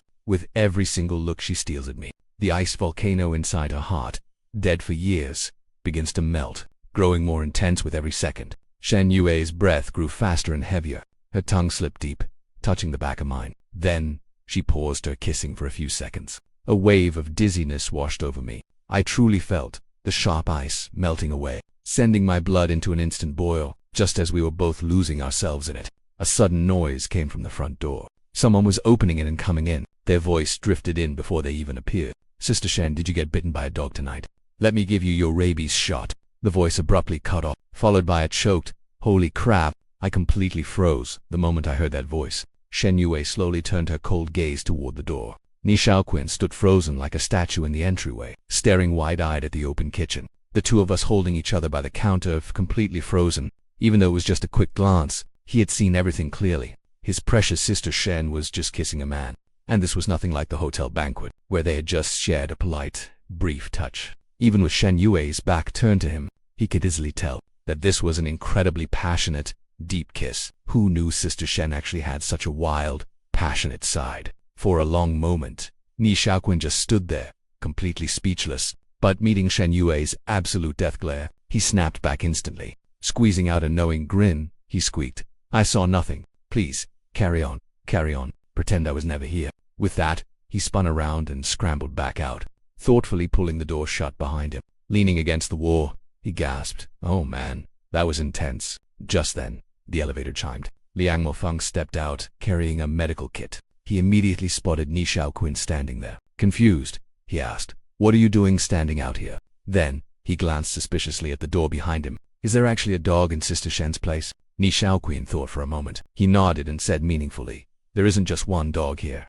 Actually, there are two, and right now, those dogs are busy fighting. Take it easy. Let's wait until they're done before we go in." Inside the room, I shrugged my shoulders in absolute embarrassment. Shen Yue reached out, pinching my cheek with her fingers. She whispered softly, "Fang Yuan, do you still want to kiss me?" I grumbled, totally speechless. "How can you still kiss me right now?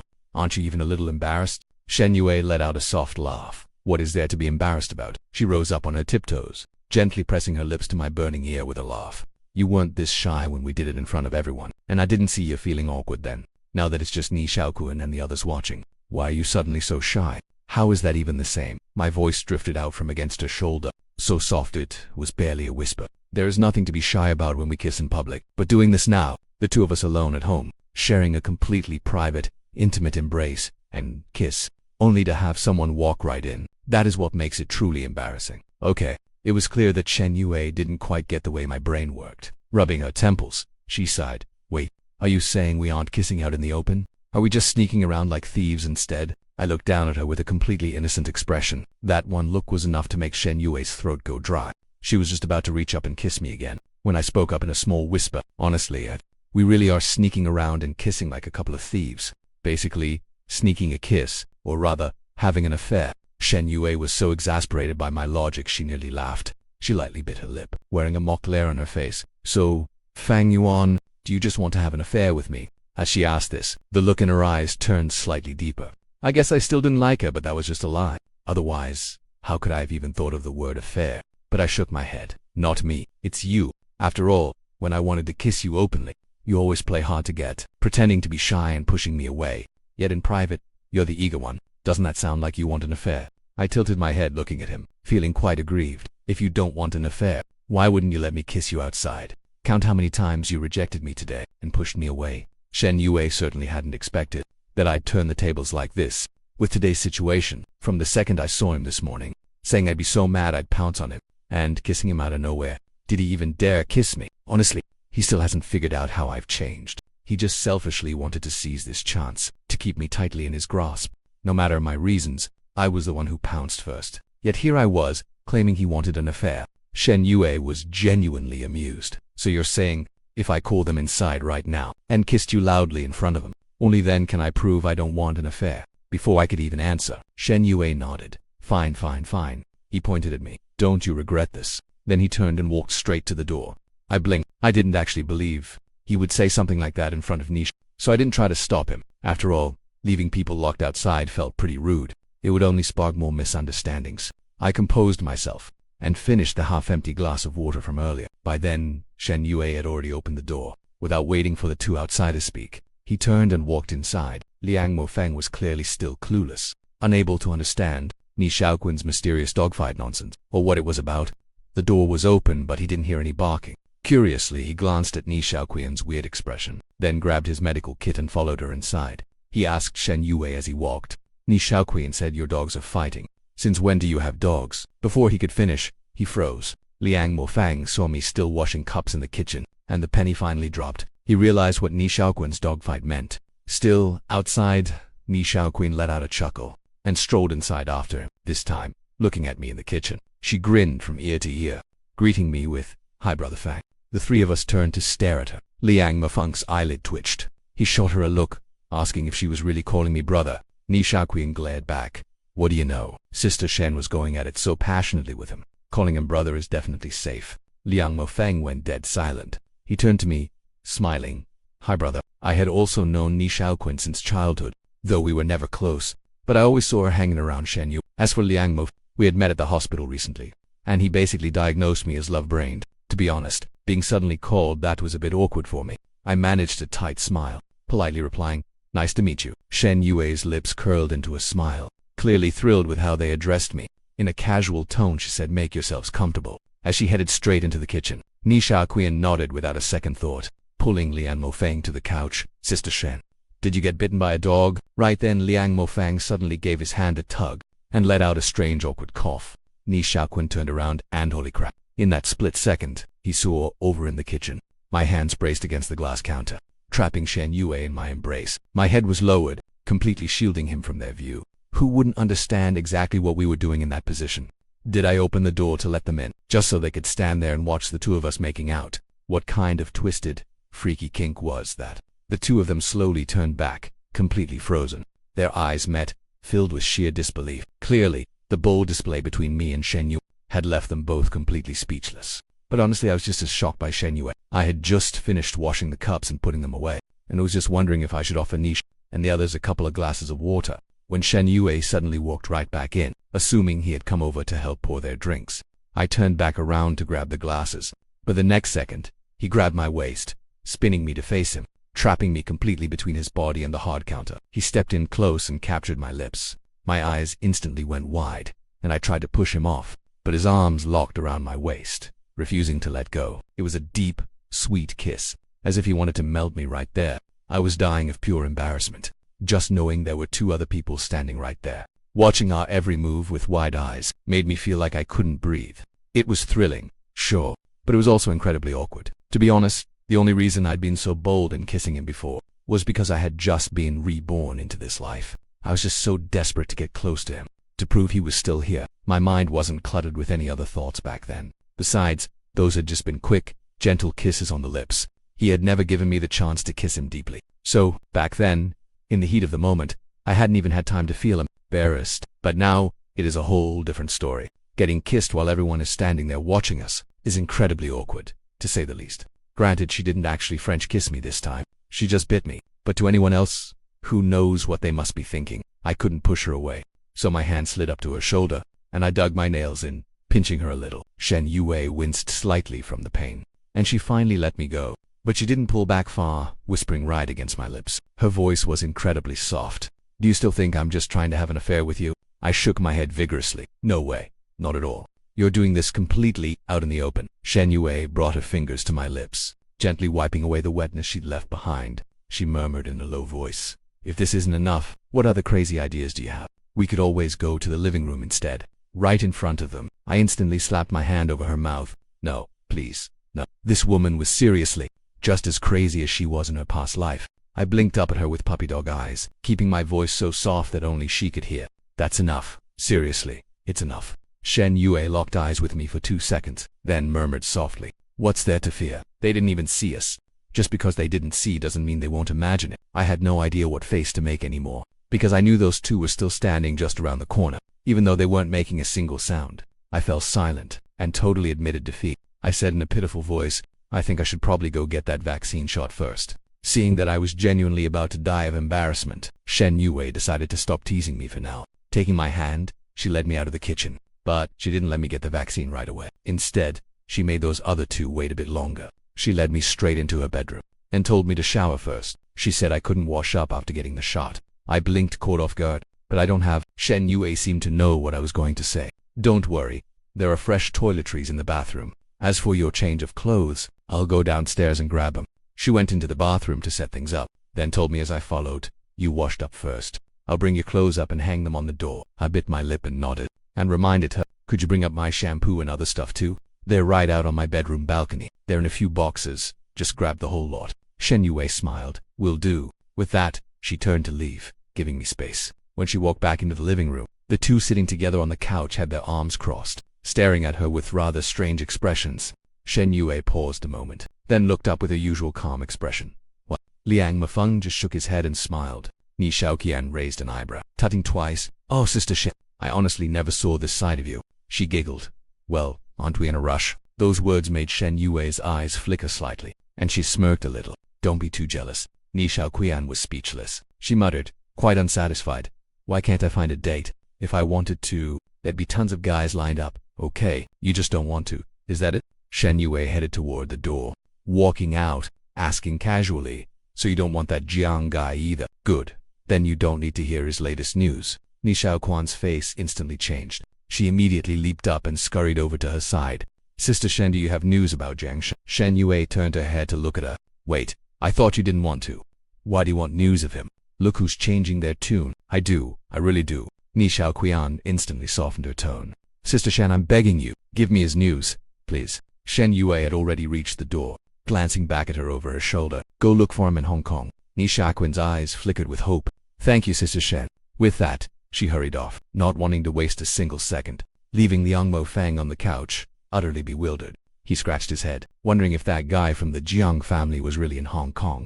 Shen Yue nodded. "The moment he arrived in Hong Kong this afternoon, I received the news." After saying that, she watched Ni Shaoqian eagerly step into the elevator, and smirked slightly. "But I heard he already has a girlfriend. They went to Hong Kong together." Liang Mofeng frowned. "Then what about Ni?" Shen Yue narrowed her eyes. Her tone was calm. "If he can win her back, that's on his own merit. If he can't, he'll just have to face reality. After all, he's the one who drove her away. He has no one else to blame." She dropped the subject after that, only telling Liang Mofeng, please, take a seat. I'll go downstairs to pack things for Fang Yuan. Liang Mofeng sighed and nodded. Sure, go ahead. Shen Yue came downstairs to help pack some clothes for me. The moment she opened the door, our dog Shikshon rushed over, whimpering the moment he saw her.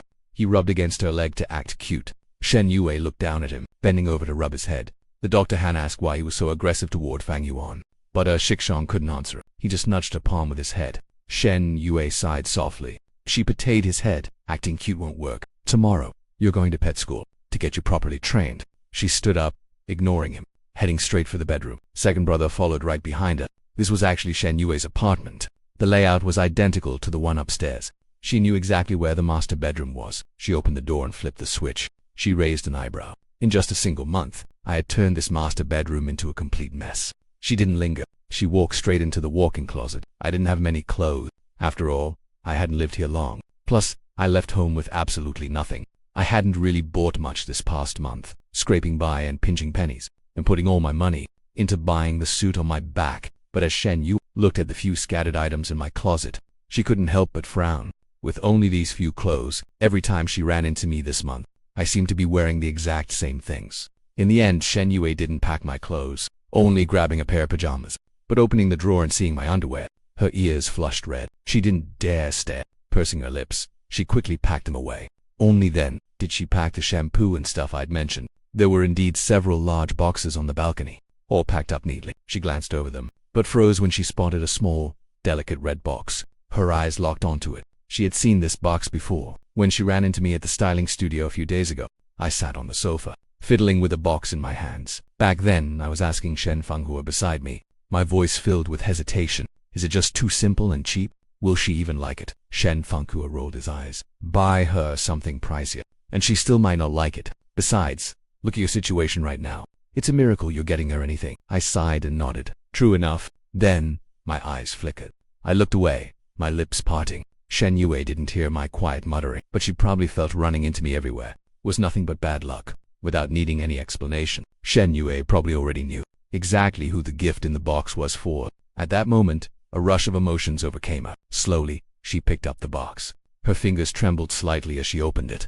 Lying inside the box was an exquisite diamond necklace. Underneath the necklace lay a folded white note. Shen Yue's breath hitched slightly. Stiffly, she pulled out the paper. To Bai Bing, happy birthday. Those 6 words made her heart sink completely. Sure enough, even though she already knew, seeing the diamond necklace at this moment, and reading those 6 words, again, still brought an unbearable, suffocating ache. But if she remembered correctly, Bai Bingbing's birthday was 3 days ago. Why hadn't I given this gift out? Shen Yue closed her eyes. Why did I suddenly choose her? Was it because Bai Bingbing hurt me, and I just treated her as a substitute, forcing her trembling fingers to steady? Shen Yue put the box back. She packed up my things and turned to leave. When she returned to the bedroom, the sound of the shower hadn't stopped. Yue hung the bag on the door and knocked gently. Soon, the running water stopped. I called out, "Is that you, Mom?" Yue spoke up. "I hung your clothes on the door. Grab them when you are done." I called back, "I'm almost ready." Yue replied, "There is no rush." She paused right after, like she wanted to say more, but in the end she just looked down, before turning and walking away. About 10 more minutes went by. Before I finally stepped out of the bedroom, I sat down right beside Yue, so Liang Mofeng could give me the vaccine. Yue watched closely with a frown. As the needle sank into my arm, a sharp stinging pain shot through her own arm. Yue's eyes flickered with confusion. It wasn't an illusion or a daydream. The pain was absolutely real. Liang Mofeng had been dying to leave. As the only single person there, she easily picked up on the awkward tension. So the second she finished the injection, she quickly explained the precautions in my next appointment, before practically running out of the door. Soon, it was just Yue and me in the house again. I blinked, turning my head to look at her. Leaning on the couch, she was tilting her head to stare at me too. Her gaze was deep. "Yue, is something wrong?" I asked in confusion. It wasn't just Mo. I could clearly feel that something was off with you. She was completely fine before I went to take a shower. She didn't answer, but simply raised her hand, her slender fingers gently running through my damp hair. "Twirling a lock," she said. "Didn't I tell you not to rush? Why did you come out without drying your hair first?" "What if you catch a cold?" I replied.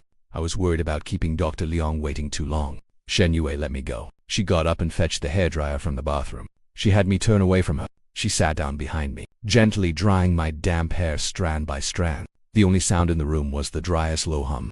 After a while, my hair was completely dry. Shen Yue set the hairdryer down, Her fingers slid softly through my hair. "Fang Yuan," she whispered.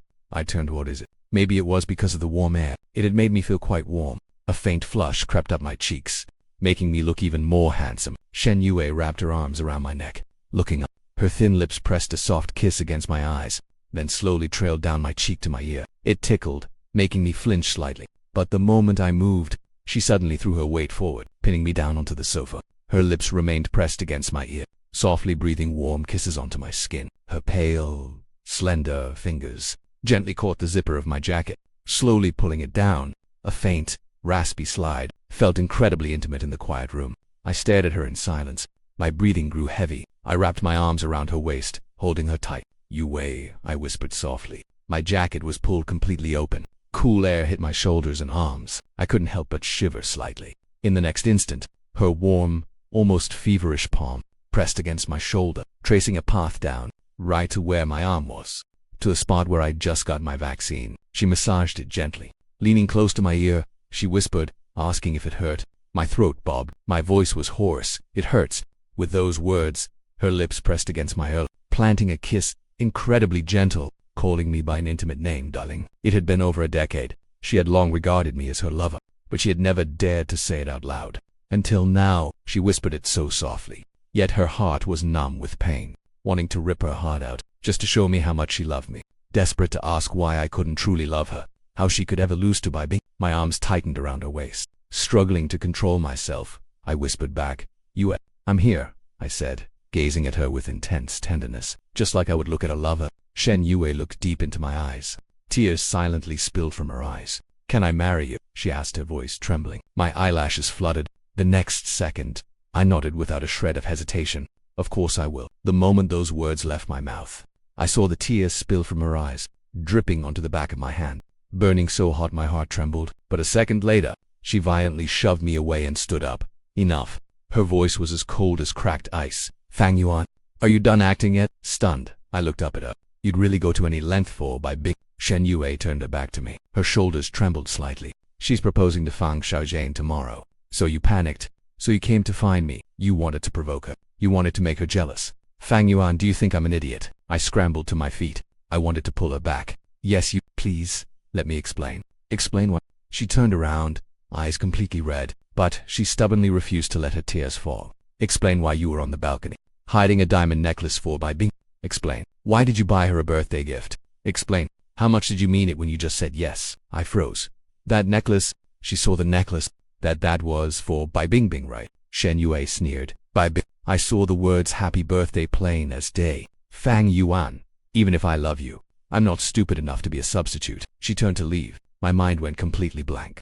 I practically lunged and hugged her from behind. "You're not a substitute. You never were." I locked my arms tightly around her waist. My voice was trembling. "That necklace was for Bai Bing Bing. Yes, but only because, back then, I thought I loved her, but I was blind. I was stupid. I couldn't tell obsession from real love." Shen Yue struggled to break free, but I held on. I'd never let go. I buried my face in her back, my tears soaking through her robe. "You wait, do you know why I never gave it to her? Because I realized I didn't want to.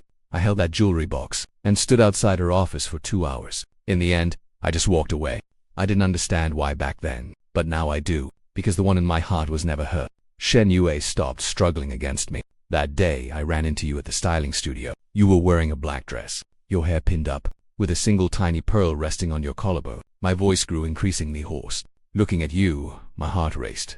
Then I asked myself, "Fang Yuan, what the hell are you even doing? Why are you buying a gift for someone you don't even want to give it to? Why can't you take your eyes off her? Why on earth? Why do you call her name in your sleep?" Shen Yue's body trembled slightly. "It was you I was calling." I tightened my arms around her.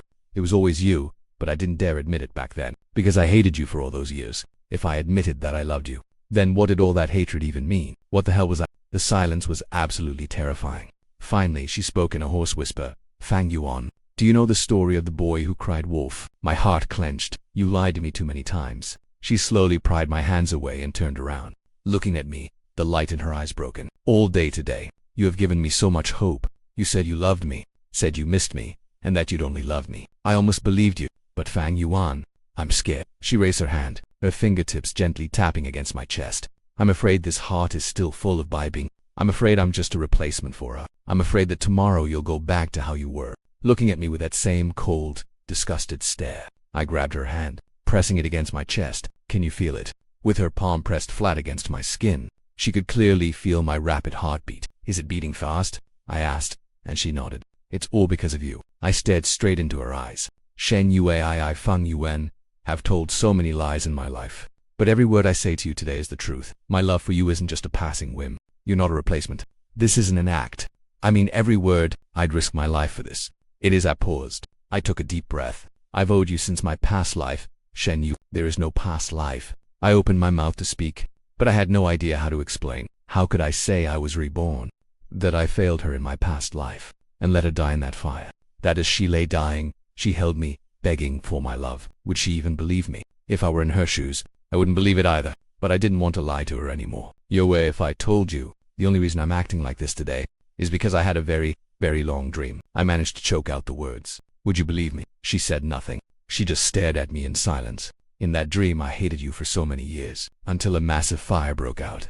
I was completely disfigured. Everyone at school despised and abandoned me. Everyone except you. Tears began welling in my eyes.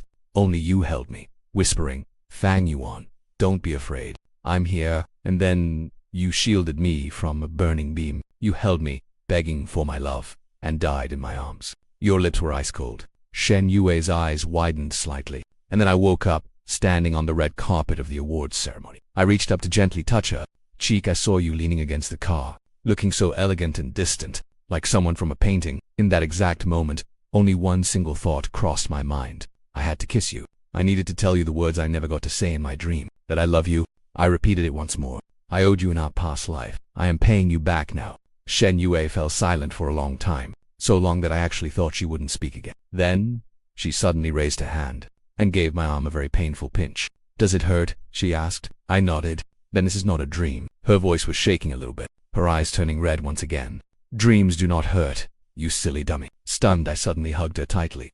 You finally believe me. You believe me. I don't, she said in a muffled voice, but I can try to believe you. My heart skipped a beat right then. But Fang Yuan, you listen to me very carefully. She pushed me back just a bit, staring at me with a serious expression.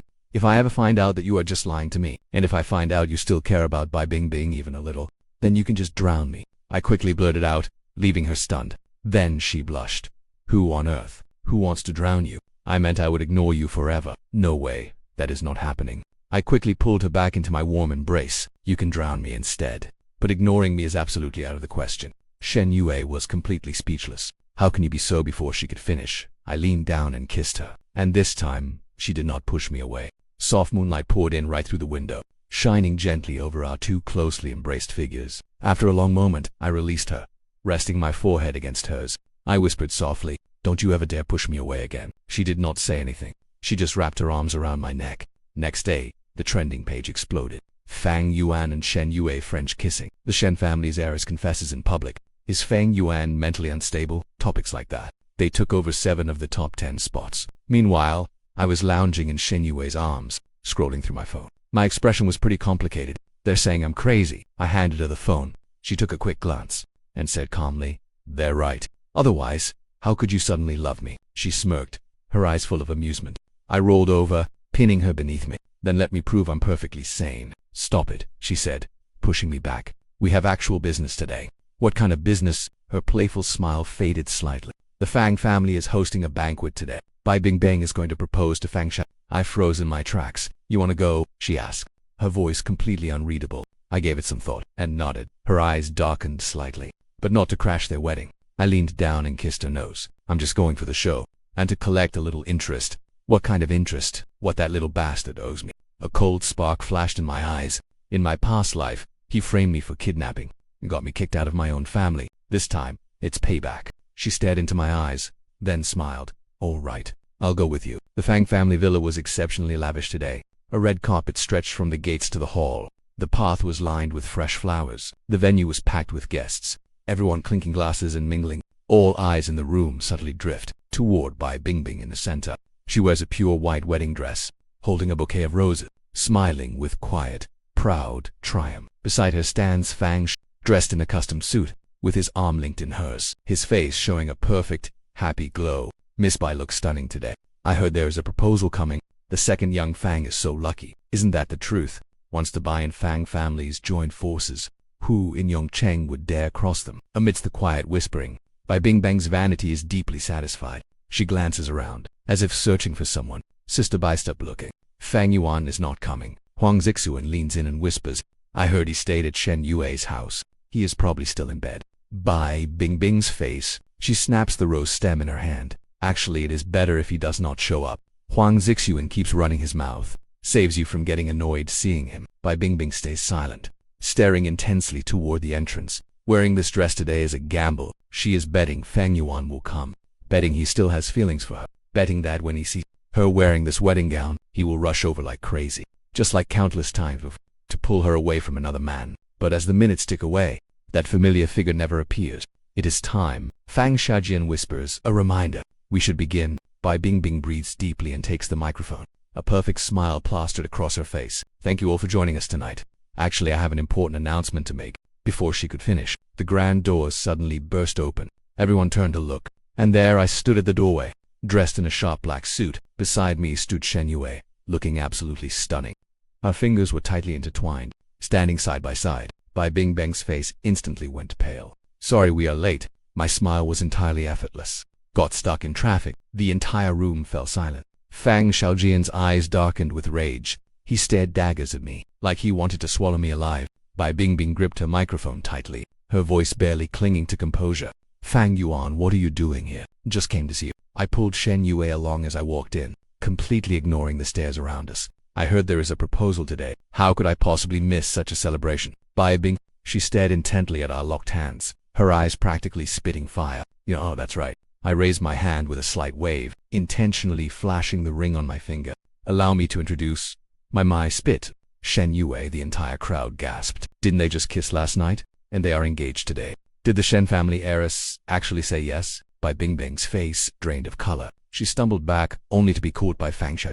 Easy, Fang Xiaojian whispered. It might be fake, just trying to get under your skin. Bai Bingbing grit her teeth. Squeezing out a smile, she looked up. Fang Yuan, what kind of joke is this? Aren't you and Shen Yue sworn enemies? Sworn enemies. I turned to look at Shen Yue. He cooperatively leaned in and gave me a soft kiss on the lips. And now? I asked. Bai Bingbing's face completely fell. Fang Yuan slammed his microphone down. He stormed right up to me. His eyes were bloodshot. What on earth do you want? You chased me for over 10 years, and now you're just dumping me. Are you doing this because I'm proposing tomorrow? Just to spite me? Well, you've succeeded. I'm furious. Are you satisfied now? I stared back at him. My eyes were as calm as if looking at a stranger. Bai Bingbing, I spoke up. You've got 2 things wrong. He froze as I continued. I never chased you for 10 years. I only walked behind you for over a decade. But that wasn't chasing. It was just a habit. Just like the habit of drinking water every morning. Nothing special about it. Second, I paused. I didn't seek out Shen Yue just because you're proposing. I came for you because it is time we settled some scores. Bai Bingbing's face paled. What scores? I didn't answer. Instead, I looked past him at Fang Xiaojian met my gaze. He instinctively took a step back. Fang Xiaojian. I called out his name. Do you still remember being kidnapped a month ago? The entire room fell silent again.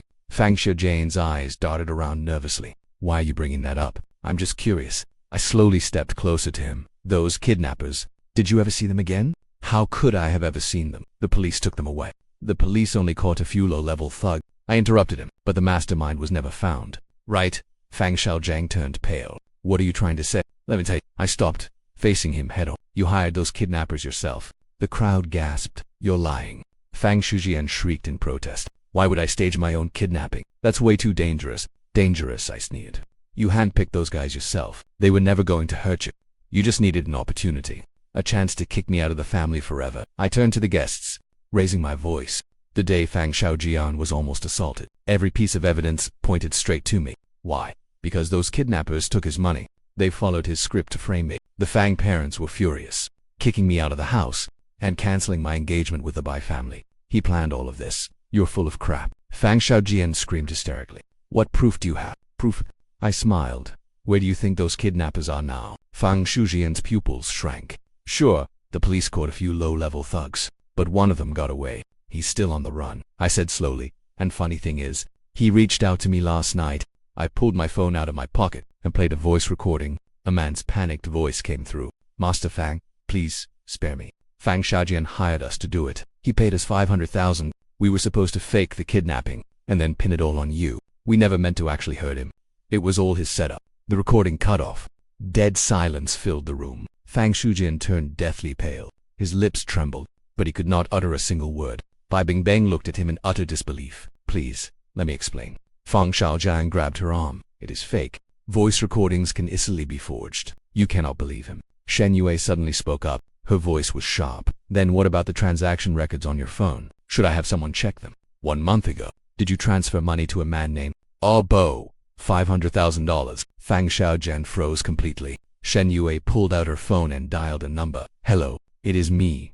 Send the evidence. In less than a minute, the big screen suddenly flickered to life. It showed Fang Xiaojian's banking transaction history, the recipient's name, and the exact timestamp are all there. How is this possible? Fang Xiaojian stumbled back. How do you have this? Because the data on your phone, I already obtained it last night. Shen Yue said calmly.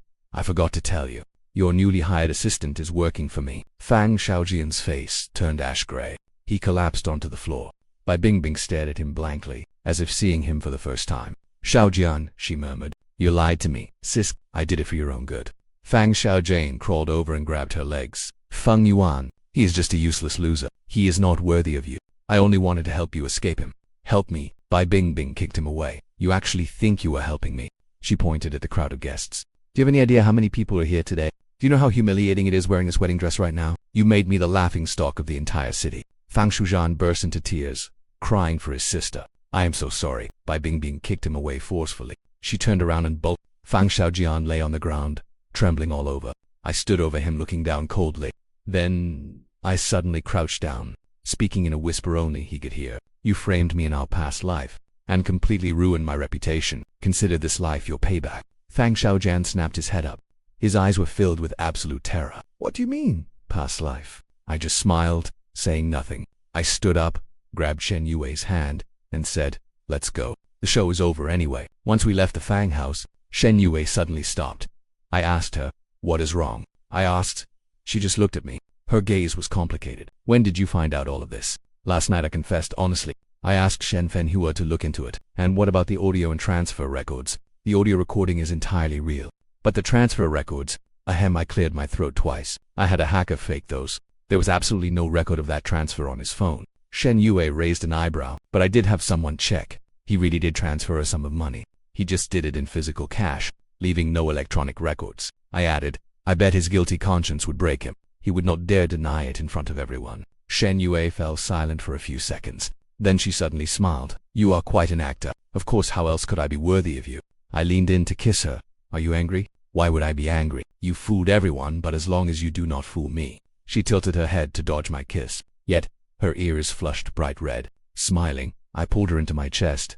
Yue, let's get married. She froze up. I said, let's get married. I stared at her, completely serious. It's not a joke. It's not an act. It's real. I want to marry you. I want to see you first thing every single morning. I want to spend my life with you. Shen Yue's eyes slowly welled up. Are you sure? Absolutely, completely, and totally sure. I squeezed her hand. Shen Yue, marry me. She stared at me, and her tears finally spilled over. But then, just when I thought everything was finally settling down, an unexpected person suddenly showed up. Susha, Shen Yue's rumored blind date partner. 3 days later, he posted on Weibo. Some people pick up trash that others threw away, and treat it like a prize. It's honestly pathetic. He attached a blurry photo to the post. It was a shot of me and Shen Yue kissing in the car. Although he didn't name names, everyone knew exactly who he meant. The trending charts exploded again. Su Shunfeng exposes Fang Yuan. Shen Yue accused of collecting trash. Those hashtags quickly shot up to the top. But what's even worse, someone, out of nowhere, dug up my old history of chasing after Bai Bing. They posted videos of me kissing up to her, only to be completely ignored by her, and they edited it into an epic sim compilation. It racked up over 10 million views overnight. The comments section was pure mockery. How does a guy like this deserve the Shen family's oldest daughter? Is Shen Yue blind? Fang Yuan, get out of show business. I stared down at my phone. My face completely darkened. Shen Yue leaned over to take a look. Frowning, she said, I'll handle this. No need, I replied, holding her back. Let her play her games. The higher she climbs, the harder she'll fall. You have a plan. I smiled. Did you forget how you ruined me? In my past life, Su Shunfeng posted on Weibo, calling me low class. It triggered massive cyberbullying against me. Back then, I was powerless to fight back. I just had to take the hits. But things are different now. I hold plenty of dirt on him. like his supposed status as a foreign-educated elite. In truth, he only returned because he failed abroad, and those projects he launched after coming back, every single one lost money, all kept afloat by family cash. Also, he has a secret child, hidden away overseas. The mother is just a high-class escort. I compiled all this evidence, and had Shen Fanghua leak it anonymously to gossip accounts. In less than a day, the tide completely turned. Su Shunfeng's love child and Su Shunfeng's foreign failures started trending, burying every other trending topic. His passive-aggressive post was quickly screenshotted and shared everywhere, captioned "a useless freeloader living off his family, who dares to mock others." Su Shunfeng panicked. He posted several frantic explanations, but only dug himself a deeper hole. Finally, he called Shen Yue directly, his voice dripping with threats. "Shen Yue, if you still want to survive in Yong, tell that boy toy of yours to shut up." Shen Yue replied in a slow, calm voice. "Are you sure you want to threaten me?" Su Shunfeng went silent for a few seconds, then hung up. The next day, the Su family patriarch came to apologize in person, bringing a highly generous peace offering. Shen Yue wouldn't even let him step inside, having her butler deliver a single message: "Keep your grandson on a leash. If this happens again, the Su family will be kicked out of Yongsheng for good." I stood on the balcony, watching the whole thing unfold. Suddenly, someone wrapped their arms around me from behind. "What are you looking at?" Shen Yue's voice whispered in my ear. "Just looking at you." I turned and pulled her into my arms. "My wife is so amazing." "Who is your wife?" She blushed. "You, of course." I leaned down and kissed her. "You already said yes." "No, taking it back. I'm not." She whispered softly. "It just feels a little unreal." "How is it unreal?" She looked up at me. "You used to hate me so much, and now, suddenly you treat me so well. I keep thinking I am dreaming." My heart ached with guilt.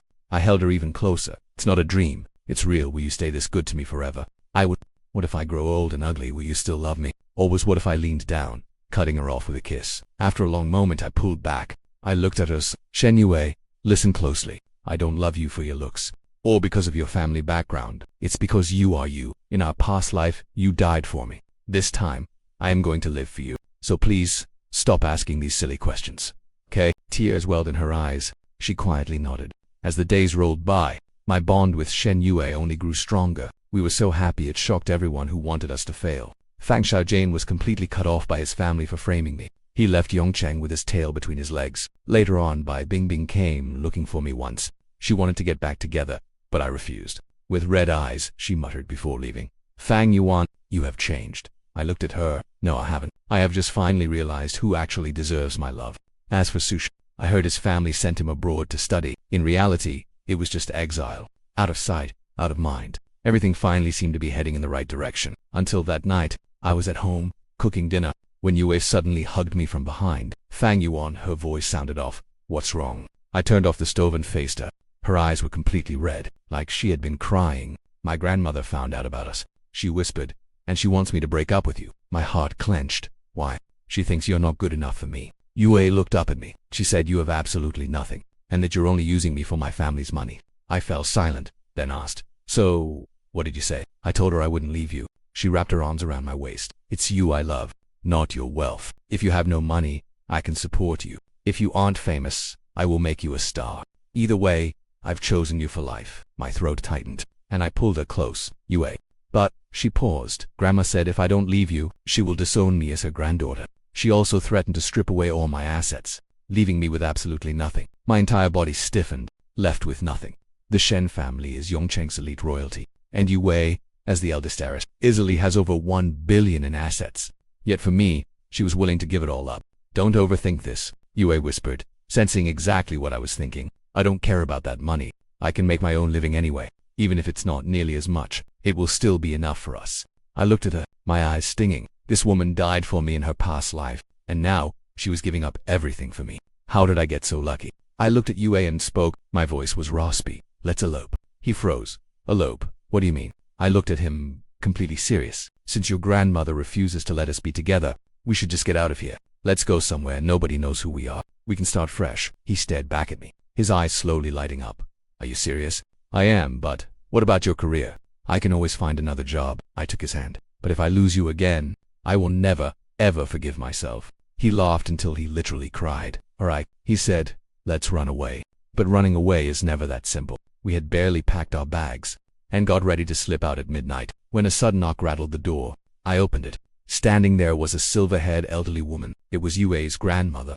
Grandmother, Yue muttered, completely stunned. She didn't even look at him. Her eyes were locked directly onto me, cutting like a blade. So, you are Fang Yuan? I nodded. Yes, Ma. Come with me. She turned and walked away, leaving no room for any refusal. I started to follow. Yue grabbed my hand, whispering, I am going with you. We followed her out to a car. She drove us straight to the family mansion, sitting in the grand center chair. She took a slow sip of tea, and finally spoke. Tell me, Fang Yuan, do you know why I oppose you being together? Standing my ground calmly, I said, I do. Because I have no money, and no status to deserve Yue. She raised her eyebrows. Well, at least you have some. But I have something to say too, I said, looking straight into her eyes. I love Yue, and it has nothing to do with her money.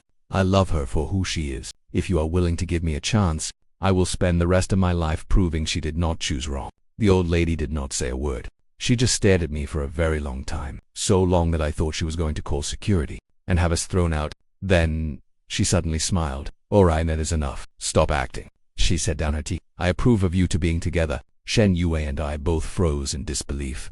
Grandmother, Shen Yue gasped, unable to believe it. The old lady waved her hand. Do you really think I am just some old-fashioned fossil? I actually eloped back when I was young, though it failed, and they dragged me right back. She sighed. And after that, I was married off to a man I did not love, and I spent my whole life being miserable. I do not want the same fate for you. Tears began to well up in Shen Yue's eyes. This kid might not have any money, Grandmother said, but I can tell that he truly and genuinely loves you.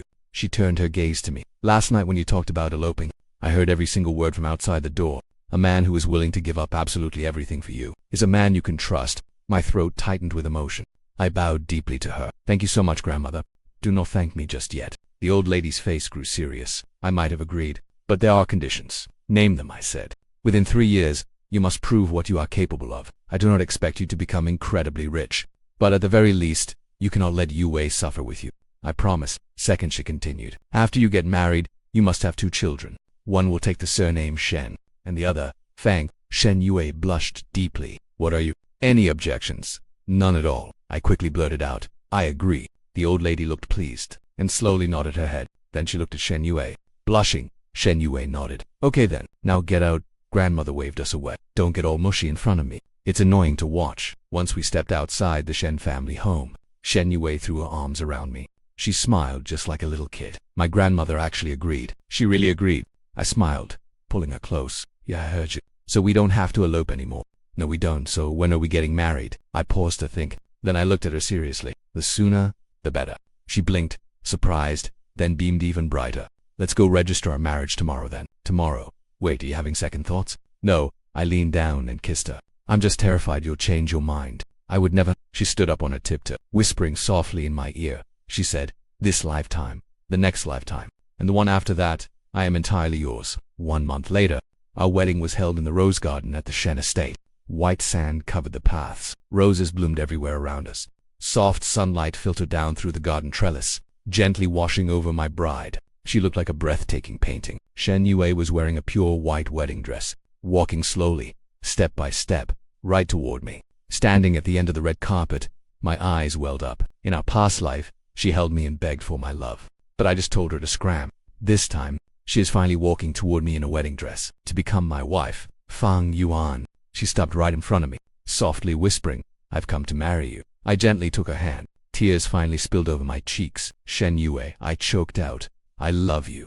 I love you too. With everyone there to witness it, we exchanged our rings and kissed her as everyone showered us with blessings. Ni Xiaoqian whistled loudly from the crowd. Yang Mofang held up his phone, snapping photos. Even the normally stern Shen family grandmother couldn't help but crack a smile. In that very moment, I knew everything was worth it. We got back to our apartment after the wedding ended. Yue changed out of her wedding gown. She curled up on the sofa wearing my white shirt, scrolling through her phone. Hubby, she suddenly called out, look at this. I leaned closer. A trending hashtag caught my eye. Fang Yuan and Shen Yue's wedding of the century. Fang Yuan's ultimate comeback, a true winner in life. The comment section was packed with warm wishes. Holy crap, they actually got married. Congratulations. You two. Who says a toad can't catch a swan? Fang Yuan is living proof. This is so sweet. I'm obsessed with him. I just smiled at that. I gently set the phone aside. What are you looking at? Yue asked me. I'm looking at you, I said, completely serious. She blushed, teasingly pushing me away as I leaned down to kiss her. Just then, a fluffy ball of fur suddenly hopped onto the couch and, squeezed right in between us. It was second brother, glaring right at me. A low, growling warning vibrated in his throat. Wei didn't know whether to laugh or cry. Why is he doing this again? I looked helplessly at this dog, who has always shown me nothing. Pure hostility. Maybe he just can't let you go, I muttered. Yue smiled, gently poking the dog's head. The reason he's so mean to you is because he actually cares about you a lot. Dogs are highly intuitive creatures. He definitely senses something about you. My heart skipped a beat. Sensed what? Exactly. Did he sense that I've been reborn? Did he smell the lingering aura of my past life on me? Second brother, I whispered softly to him. He stared at me. His eyes were still filled with deep suspicion. I slowly reached my hand out, placing it in front of him. I said, I know you hate me, but I promise you this. In this lifetime, I will cherish you. I'll protect her with my very life. So please, stop growling at me, okay? Second brother stared back at me. His intense gaze finally softened, just a little. Then, he lowered his head, and gave my hand a soft, gentle lick. Shen Yue was thrilled that he agreed. I smiled, gently ruffling his head. I whispered, thank you, thank you for watching over her for me, with a soft whimper, and walked away without looking back, as if he was saying, okay then, the handoff is complete. She's all yours now. Shen Yue watched his retreating figure. Then, she suddenly asked, husband, do you think Shikshong actually knows something? I looked at her, and said seriously, maybe he knows what you did for me in our past life. She gasped in surprise. Our past life. I pulled her close. In our past life, you died for me. In this life, it's my turn to live for you. She fell silent. Then she suddenly smiled. Okay, then you'll have to live a very long time, she said. Until both of us grow old. Until we can barely walk. Until we're rocking on the porch together, soaking up the sun. Deal. Until I call you husband, and you call me wife for a whole lifetime, and we never get tired of it. I leaned down and kissed her. We can live as long as you want, I murmured against her lips, because wherever you are, that's where I'll be. She smiled, but tears slipped down. Fang Yuan. I love you. I love you too. Outside the window, the moon began to rise, casting its silver light over the both of them. A Shikshong lay on the balcony, watching this peaceful scene unfold, letting out a soft, gentle whimper, before slowly closing his eyes. Everything was just right. The